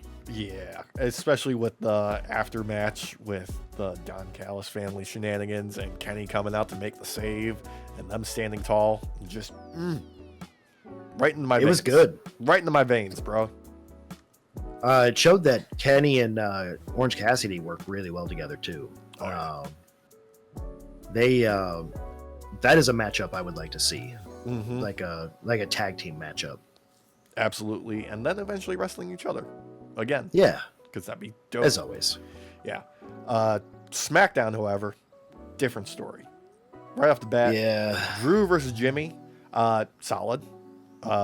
Some nasty looking moments from Drew there, and just the surprise victory. What shouldn't be a surprise because it's Jimmy Uso, and we should start like putting some faith in him. Because I agree. You know, I just don't know what they're doing with Drew because he's now like 50-50 against Bloodline members when he said he was going to be taking out the Bloodline. And it's, what's the direction for Drew here? Like, where are we going with him? Well, and the way he loses in this, he still has a lot of energy. Like, he's not ready. Like, he was caught off guard. Yeah. So he ends up attacking Jimmy right after, like he's been doing. I called it when we were watching this the other night that Drew was going to get bested, and he was going to get caught off guard because that's how he's been losing a lot lately, is being caught off guard. Yeah. It's not like just so winded that there's nothing he can do. Like, it's, oh shit, I'm getting rolled up. I didn't know that. Oh shit, it's already on a 3 count. Oh god. Yeah. It's giving Frankie Kazarian Elite Hunter vibes from back in the day at AEW, where like his whole gimmick was like, I'm gonna take on each one of the Elite and take them out one by one, and he lost like all of those matches basically. Yeah. It's kind of getting down that path. I don't want to see that for Drew. I don't either. I want him to be strapped up, but I want him to earn it in like the way that you would expect him to earn it and be a shitbag. I want to. This feels like directionless almost to me. Like there's no real end game to this. I want to see him back on the path of when he was feuding with Punk, where he was just mean and vicious and also funny at the same time, with just being how big of an asshole he was. Now, if this turns into like a longer rivalry between the two, then he could get there. But if these are going to be like little one-offs of him attacking a Bloodline member and then it's hit or miss on whether or not he's going to win, I don't see it going very far. I just want to see. I want to see a commitment in either direction. That's it. Yeah, because if you think about it, unless Roman gets a belt, it's going to feel kind of weightless at the end of the day, any victory over the Bloodline, because they're not taking that storyline seriously, in my opinion. But that's been a problem with WWE in general lately too, is other than like the top 3 storylines, they're not really caring much about the other ones. Yeah, there's a lack of like support almost. And yeah, really the one thing I can say that would work in favor of this is this version of Drew McIntyre right now is petty as fuck. So if they just amp up the pettiness, then fucking do it and roll with it and like give the full support of the backstage and the production and the booking decisions for that. Yeah, well, because like during the match, they were Drew was throwing Jimmy back into the ring, and he goes, "Come on, Jay, come on, Jay," and throws him in to mock him, like, "Yeah, you're not better than your brother." Yeah, that is perfect, Drew. Like, that was a moment they could seize upon to use as like a continued rivalry between the two.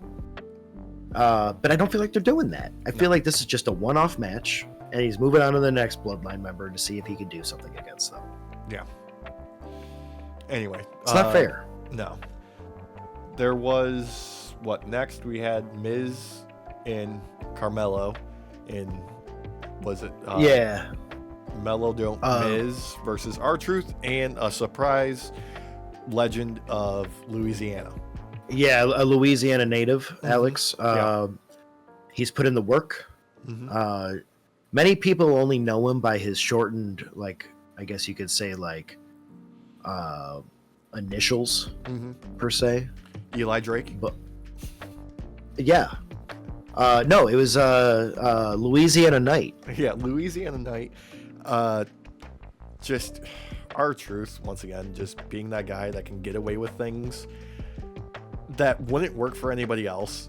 Handing LA Knight a po' boy and Mardi Gras beads as he's making his entrance.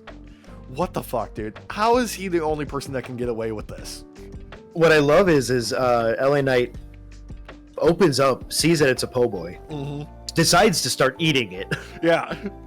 As he's walking up while also chewing gum, mind you, because he's one of those that chews gum all the way up and through the match. Yeah. And he starts throwing the beads out. I'm like, I yelled out, I was like, "No! There's kids here!"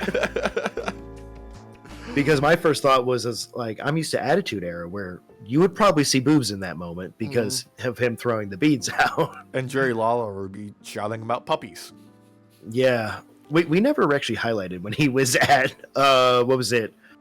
Was it Raw a couple weeks ago, or was it SmackDown? He was at one of the two. It doesn't matter. It's better to be forgotten. It doesn't matter. Look, God. there was so much comedy in this match, and not just like Miz missing his moments and being sloppy. R-Truth doing his own 3 count to Mello, and Mello still kicking out. Perfect. God Perfectly damn it. dumb and stupid, and I love it. Or R-Truth going up and tagging Miz. Yeah. Oh god. Oh, He's the only one they can get away with. Yeah, he's the only one that can get away with it. And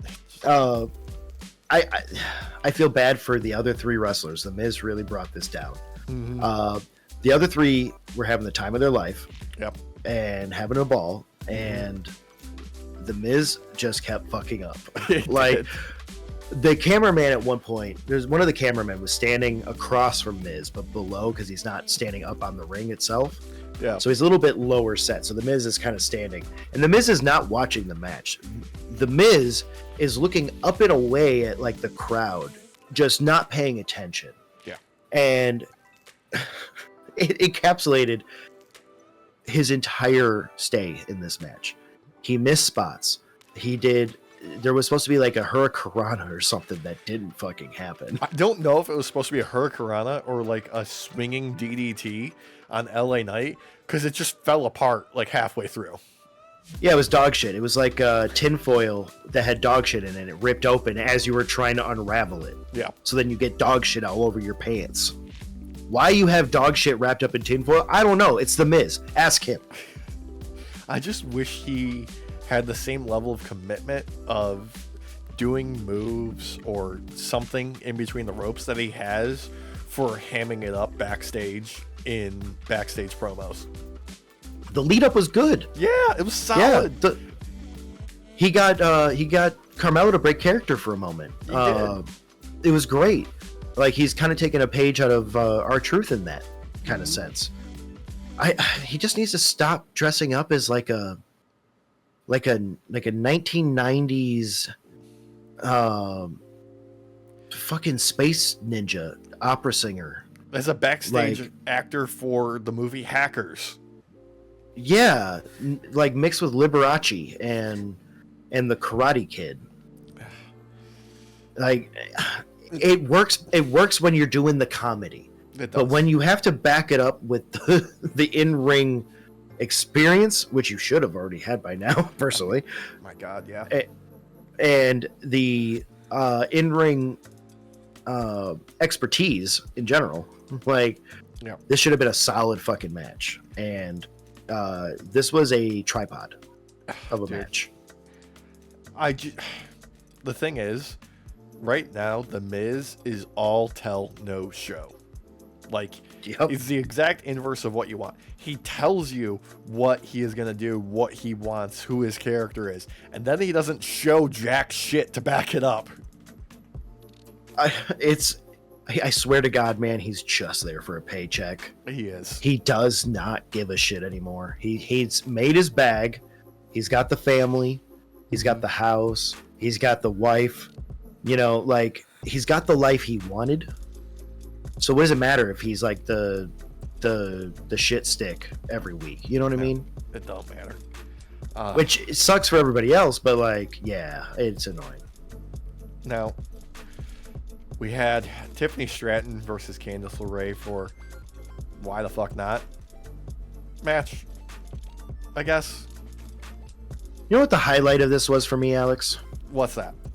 The not actual like shout out to MJF, but the MJF inspired gear that Tiffany came out in with her Burberry themed outfit. That's a highlight. I thought you were going to say your favorite moment was when Trish Stratus got taken out and her and Tiffy were stacked on top of each other, and Nia gave the absolute worst annihilator I've ever seen. No, that wasn't it. No. I can see how you could be confused by that, though. They're very similar. Yeah. This is another one of those, Alex, where I find myself asking, why is Candace there? I don't understand it. Like, she doesn't seem like someone who would actually be a true threat to Tiffy, and I feel like she didn't earn that title match. Nope. Nia did not look good. This entire bit was very boring to me, and it's unfortunate for Tiffy because I actually wanted the belt on her. I feel like they're not taking her seriously. As serious as throwing Charlotte Flair out there of like 15 seconds into the match, and you're wondering why she wasn't there just to begin with. Just God, and the worst part is like we were stoked originally for Charlotte to come back. Mm-hmm. I'm already over it. Yeah, like I'm past it. Look, I'm well beyond. At least we're getting a nothing tag team match at Elimination Chamber this weekend. Yeah, I mean, Trish was definitely a highlight of this too. That running up, jumping up to the outside of the ring and doing those high kicks was great. Mm-hmm. Really sold that idea that we're getting wrestler Trish, not supermodel Trish. Yeah, which is what she deserves to be. 100%. She didn't. Yeah, no argument. I could see her taking the belt off Tiffy and having a long reign because out of anyone, fucking anyone that was in this match, she had the most riz. Oh yeah, absolutely. So, but you know who didn't have riz was the goddamn Rock coming out here, number one, bouncing back and forth with what his character is right now, because making a big announcement. Oh, hey, next WrestleMania is going to be here in NOLA. How great and exciting is that for you, you trailer park collection of STDs? Is that what he said? No, it's not what he was saying verbatim. I'm paraphrasing here. Okay, because I was going to say, he swore so much. There was like a fucking 20-second segment of just the bleep. Look, this man... the self-awareness this man fucking lacks. You could tell me that this man sells hair care products, a bald man selling hair care products called like Puatuita or something like that. You could tell me that and I'd fucking believe it, Alex.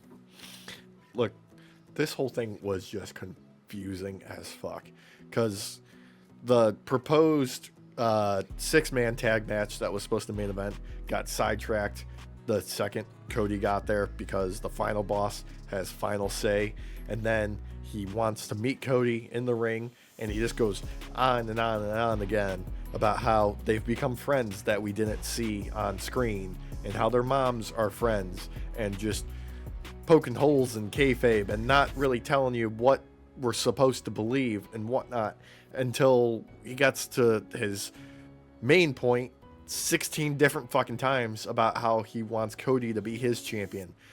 And look, okay. Be real with you. I'm going to be 100% real with you. I like the idea that this seed that they had planted with this, with Rock tempting Cody to turn to the dark side and making his dreams come true and doing all of these things. I don't like anything that they're building around. Like, I don't like how they're building this path. Like, foundation solid. The walls are falling apart. The framing's terrible. The drywall isn't in place and it's uneven, and it's gonna have to be torn down back to the foundation at this point because it doesn't make any fucking sense how he was expanding upon this single point. Cody's roots starting to grow back, signifying that he is no longer the pure, white meat baby face, and there is cracks forming in who he is as a person over these past couple of weeks is a good, subtle storytelling aspect. The Rock just out there meandering around for 15 goddamn minutes to end on "I want your soul" is confusing as fuck. Like, okay, beginning point, tempt Cody, end point, "I want your goddamn soul." Like, it's ridiculous and over the top, and I love it. Everything in between was a fucking quagmire of molasses and turds. I legitimately fell asleep during this and had to suffer rewatching it so we could talk about it.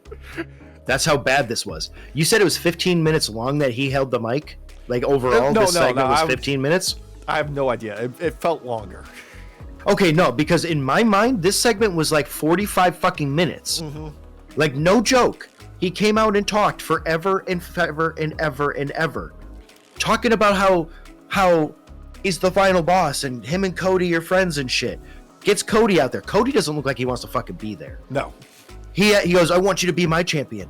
Cody says fucking no. And then for the next 25 minutes, we get pretty please. Over and over and over again until he's like, I want your soul. And it was creepy. It was creepy. It was stupid. I fucking hated it. I hate The Rock, so don't get me wrong. I already have a bias. This was fucking dog shit. Look. He didn't know whether or not he wanted to be a face or a heel. And every 30 seconds, he switched back and forth between the two, where you couldn't tell if you were supposed to boo or you were supposed to cheer. This man should not be on the microphone anymore. He has taken too many hair care products that he's about to sell to people who actually have hair on their body. This man does not have hair on his body. Look, not a fucking follicle, Alex.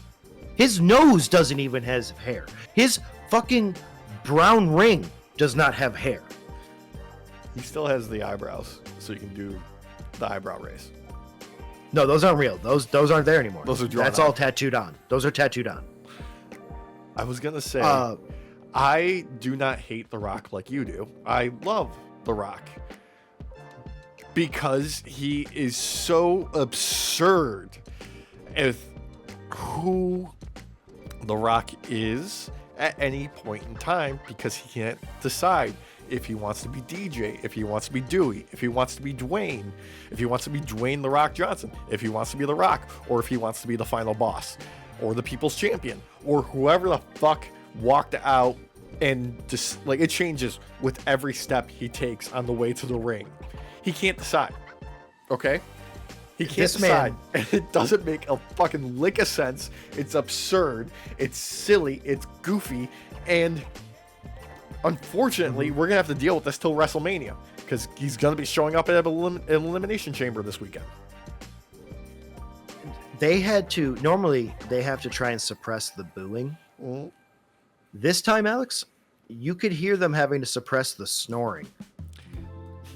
People did not know what to do in the fucking stands. We were all confused, and we could hear this really well. Imagine them. No. This was not good, in my opinion. I liked the idea of what they were selling, though. Yes. I liked the idea of you know what? I don't need to wrestle. I'm the big bad boss, man. I'm the final boss. You wrestle for me. You be my champion.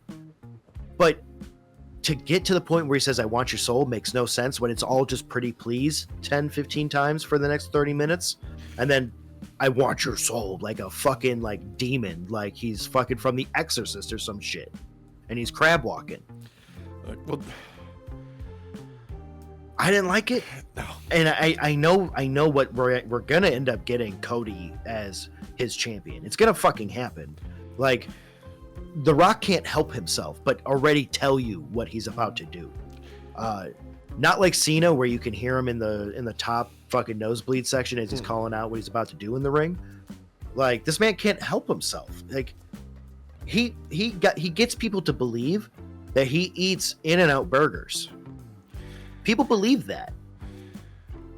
Look, if we'll talk about more of this post Elimination Chamber, because that's where the next step is going to happen for this. Mm-hmm. But if it's not Cody, I want Punk to win the Elimination Chamber, or maybe it's Cena who wins the Elimination Chamber. But I want Punk to sidle up next to The Rock and be like, I'll do the job. I'll be your champion. Give me what I want. I could see that happening. Yeah. That I could see playing out very well. Because what I'm afraid of what's going to happen is we're going to get the People's Champion, The Rock's champion, for like a year and a half straight until he gets bored with the gimmick. Yeah. And then we're finally allowed to have normal wrestling for 8 months. And then he comes back again to just fuck everything up in a new way. Yeah. Don't get me wrong. I understand per contract he has to show up. I get that so many times in a year. with the TKO contract to be on the board. Mm-hmm. What I worry the most is, and yes, obviously I have a bias against The Rock, but this here was kind of like showing and telling you that The Rock is the one who technically has the final say, not Triple H. Because I don't think for the life of me that Triple H would have booked this. No. I just don't. It's like they're trying to replicate the organic reactions that they got last year. Yes. And you already have something organic with Jey Uso. Just let that flourish. Don't like there's a reason why there was so much drama with WrestleMania last year, and it wasn't good drama in the way that like elevated The Rock's career. It just made him look like more of like a piece of shit once the word got out that it was like a lot of his doing. At the same time, though, he had the consciousness... everything up last year. Yeah, he had the consciousness of mind to adjust to that. Well, yeah, because he's not McMahon. He's not Vince. But he is a Vince guy, though. Yeah, I am going to be cautious the next several weeks about this build. Now, that's all I'm going to be. Because I don't want it to get out of hand with them getting too meta with it. God, I hope not. This segment would have worked in many ways had it only been like 2 minutes. Yeah. It needed to just be shortened down by like a good solid like 59 and a half minutes. I mean, in the old days, let's face it, Stone Cold, Austin 316, birth of that was like 30 seconds. Yep. Dusty Rhodes Hard Time, another like 30 seconds. Yeah. Macho Man's heel turn when he went like Dark Macho Man for a little bit and started rapping. Like 10 seconds. Yeah. Cream of the Crop promo. Classic. Like, yep. Minute 45, I think. Yep. This does not need to be as long as it was. This was on screen long enough for me to not only watch commercials partway through the beginning of it, but then have to watch more commercials near the end. Yeah. And it was still going on when the commercials got done. And I was like, what is happening? I hated it. I fucking hated it. It soured me for the rest of Smackdown. I'm not gonna lie to you. We're just gonna skip over it because it doesn't even fucking matter. I mean, the DIY match was pretty good. Yeah. The Pretty Deadly DIY match was pretty good. Yeah. I'm liking Pretty Deadly even more now. I know you were behind them longer yes, than I've boy. been. Yeah. I gotta say, despite this being like a very mid-level kind of squashy kind of feeling match to some degree, Pretty Deadly is starting to go up in my books, and I want to see more of them. Yeah. I'm really liking them. I'd like to see the belts on them. And then, of course, we got more action with Solo's Bloodline and Jacob Fatu, and the tension and animosity building there, and Jacob Fatu like kind of like forcing control into his will instead of Solo's. It's working for me. It makes you wonder how much he truly loves Solo. Yeah, and how much Solo loves him. Yeah, he was terrifying in that moment. Solo actually got taken aback. They played this part off really well. Yeah. I think that I know they did put a rocket to Jacob technically. I feel like Jacob is very much his own right, strapped 7 to 8 extra rockets of his own. So he was the highlight of this match. Oh yeah, absolutely. The Priest Strowman kind of deal where it gives me that like buddy cop 80s vibe, and I'm kind of here for it. I'm not gonna lie, I want to see more of it. I didn't think I was gonna want to, but I do. Honestly, Braun Strowman being a kind of good-natured giant, not quite a goofball, but kind of embracing the silliness that is him being such a massive presence works for me. Me too. Like I said, like a buddy cop kind of vibe. Mm-hmm. It he would fit so well in like the comedies that came out during the 80s, where you'd have like a straight man acting like everything is serious in this moment and not just a comedy. Like, I believe he would be good at that, because there's a dryness to his humor that sells me really well. Yeah. Just really well. Really appreciate it. Real quick, a couple of key things from Collision on Saturday, because, you know, as I talked about with Dynamite, Collision's fucking cooking right now. Yeah.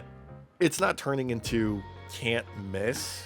It's more or less become more of what you loved from Dynamite with more variety. Because we're getting, you know, highlights from people that don't always get on Dynamite, and they're building on characters that have gotten over in the mid-card really well. I mean, right off the bat, Beast Mordos versus Hologram, who just recently returned, and just fucking killing it out there. There was a crucifix bomb on the ramp that just was, oh man, it looked devastating. It looked fucking devastating. It was so fucking cool. So behind the scenes for night shifters, I tend to sometimes watch Collision if I can't catch it Saturday. I usually watch it as soon as we're done recording, like the big blaster recording batch that we do on Sundays. So like, I'm gonna be watching Collision as soon as basically we're done here today. Yeah, honest, like, I love the Beast Mortos. So yeah, he fucking rules. Hologram is awesome.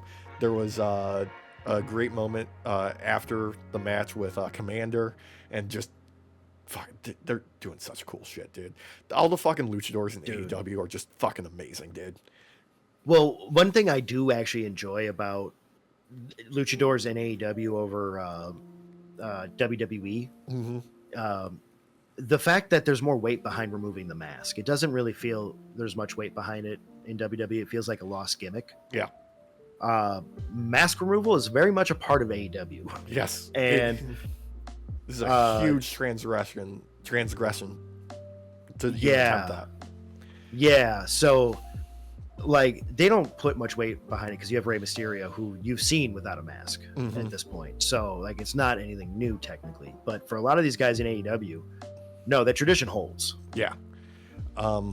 Then we had what was teased last week, Gabe Kidd making his AEW debut against the Butcher, and just fucking rad, dude. Gabe Kidd is one of those guys that, you know, if you haven't seen him before, this is a great way to introduce him, because I mean, the Butcher's a solid hand all the way around. Like, you can throw him in there with anybody, he'll make the most of it and, you know, do his job as you want. But the important aspect of this was Don Callis was shown backstage watching. Looks like he's eyeing to acquire a little bit of Gabe Kidd action in the future. Maybe the rest of the War Dogs from New Japan making their way over. Okay. Yeah. Have the open weight champ come over more often. I would like to see that.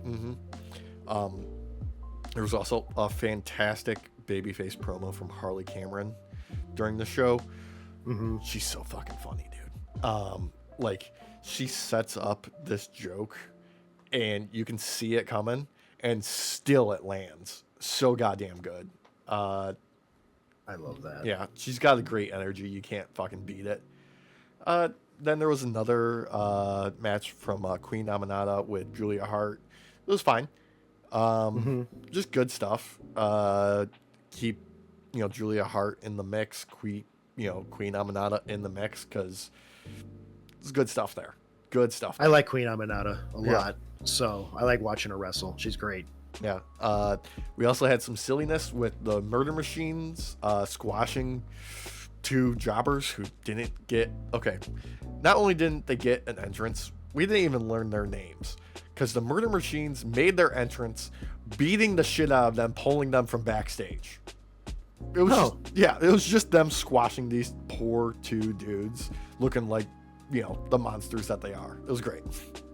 Oh, okay. So you're telling me you did not understand, Alex, that it was Daniel Garcia coming out with Cool Hand Andy and Daddy Magic? No, that wasn't that. That was later. That was later. Oh, damn it. Yeah. That was not them. But this was great to set up their like challenge dang. to the Hurt Syndicate.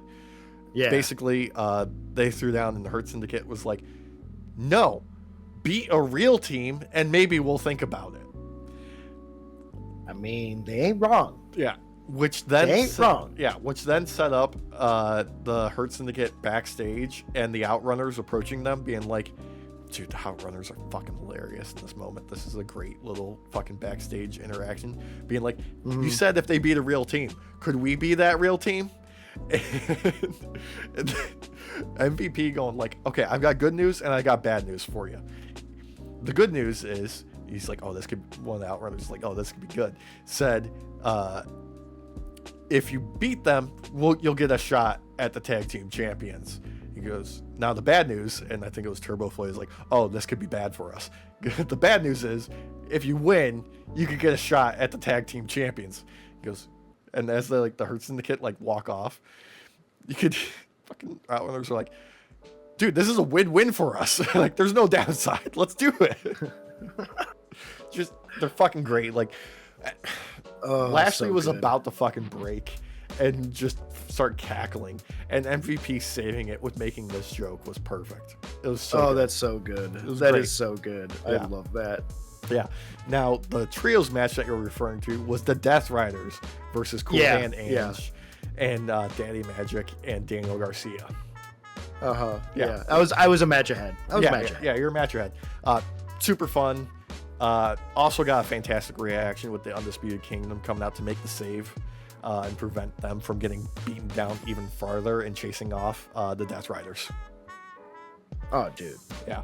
Hell yeah. And continuing the run that Max Caster is on with his open challenge. Surprise, surprise, it's Brody King to come out here and just beat the absolute piss out of Max Caster. Oh, hell yeah. Yeah.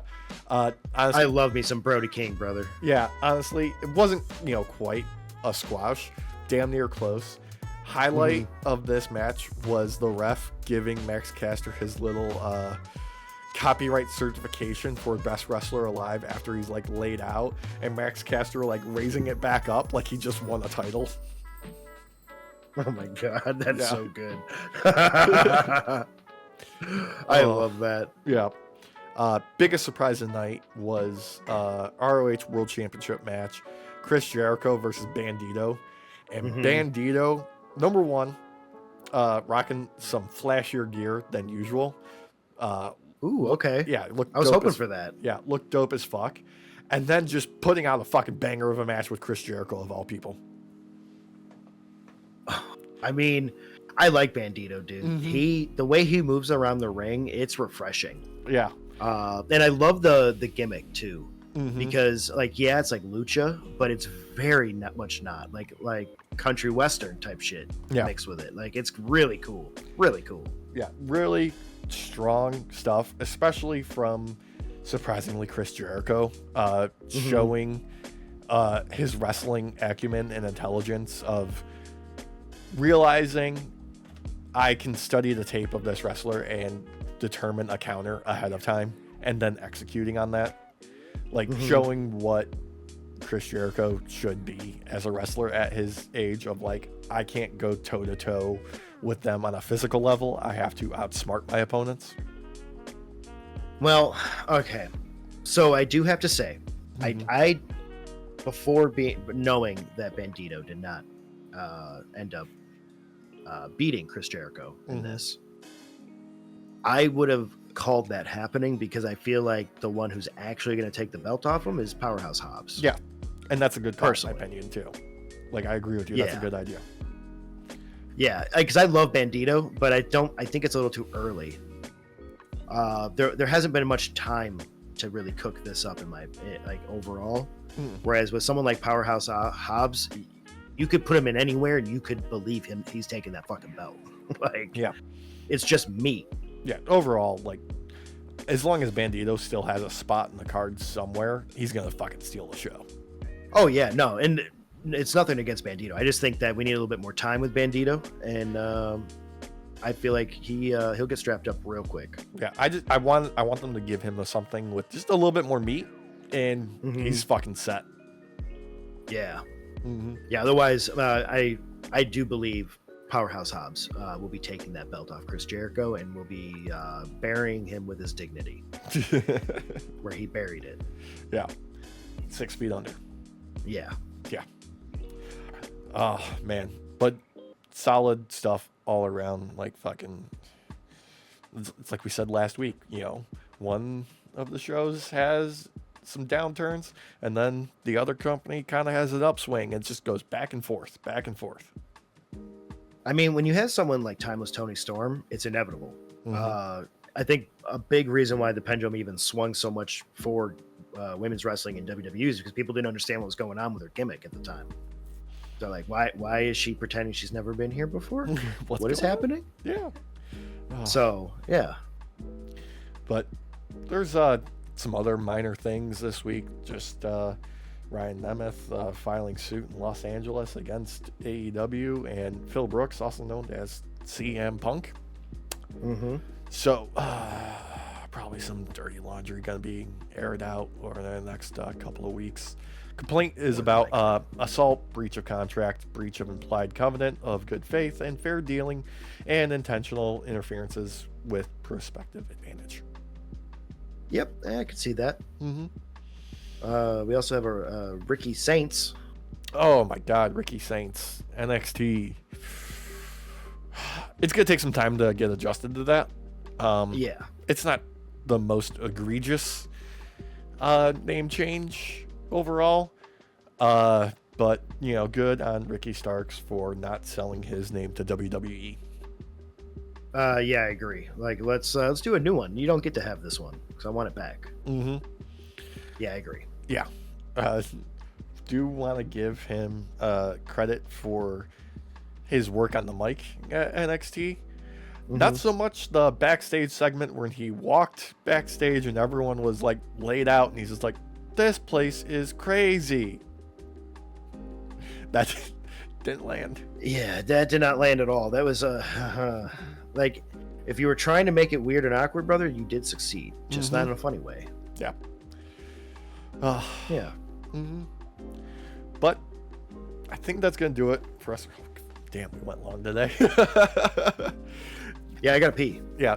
Thank you so much for joining us. Remember, like, comment, share, subscribe. We'll see you next week with more action, more developments of what WrestleMania looks like, and who knows what madness awaits us the next 7 days. But the only thing left to do, let's say goodnight, Derek. Buenas noches, Night Shift. Yeah.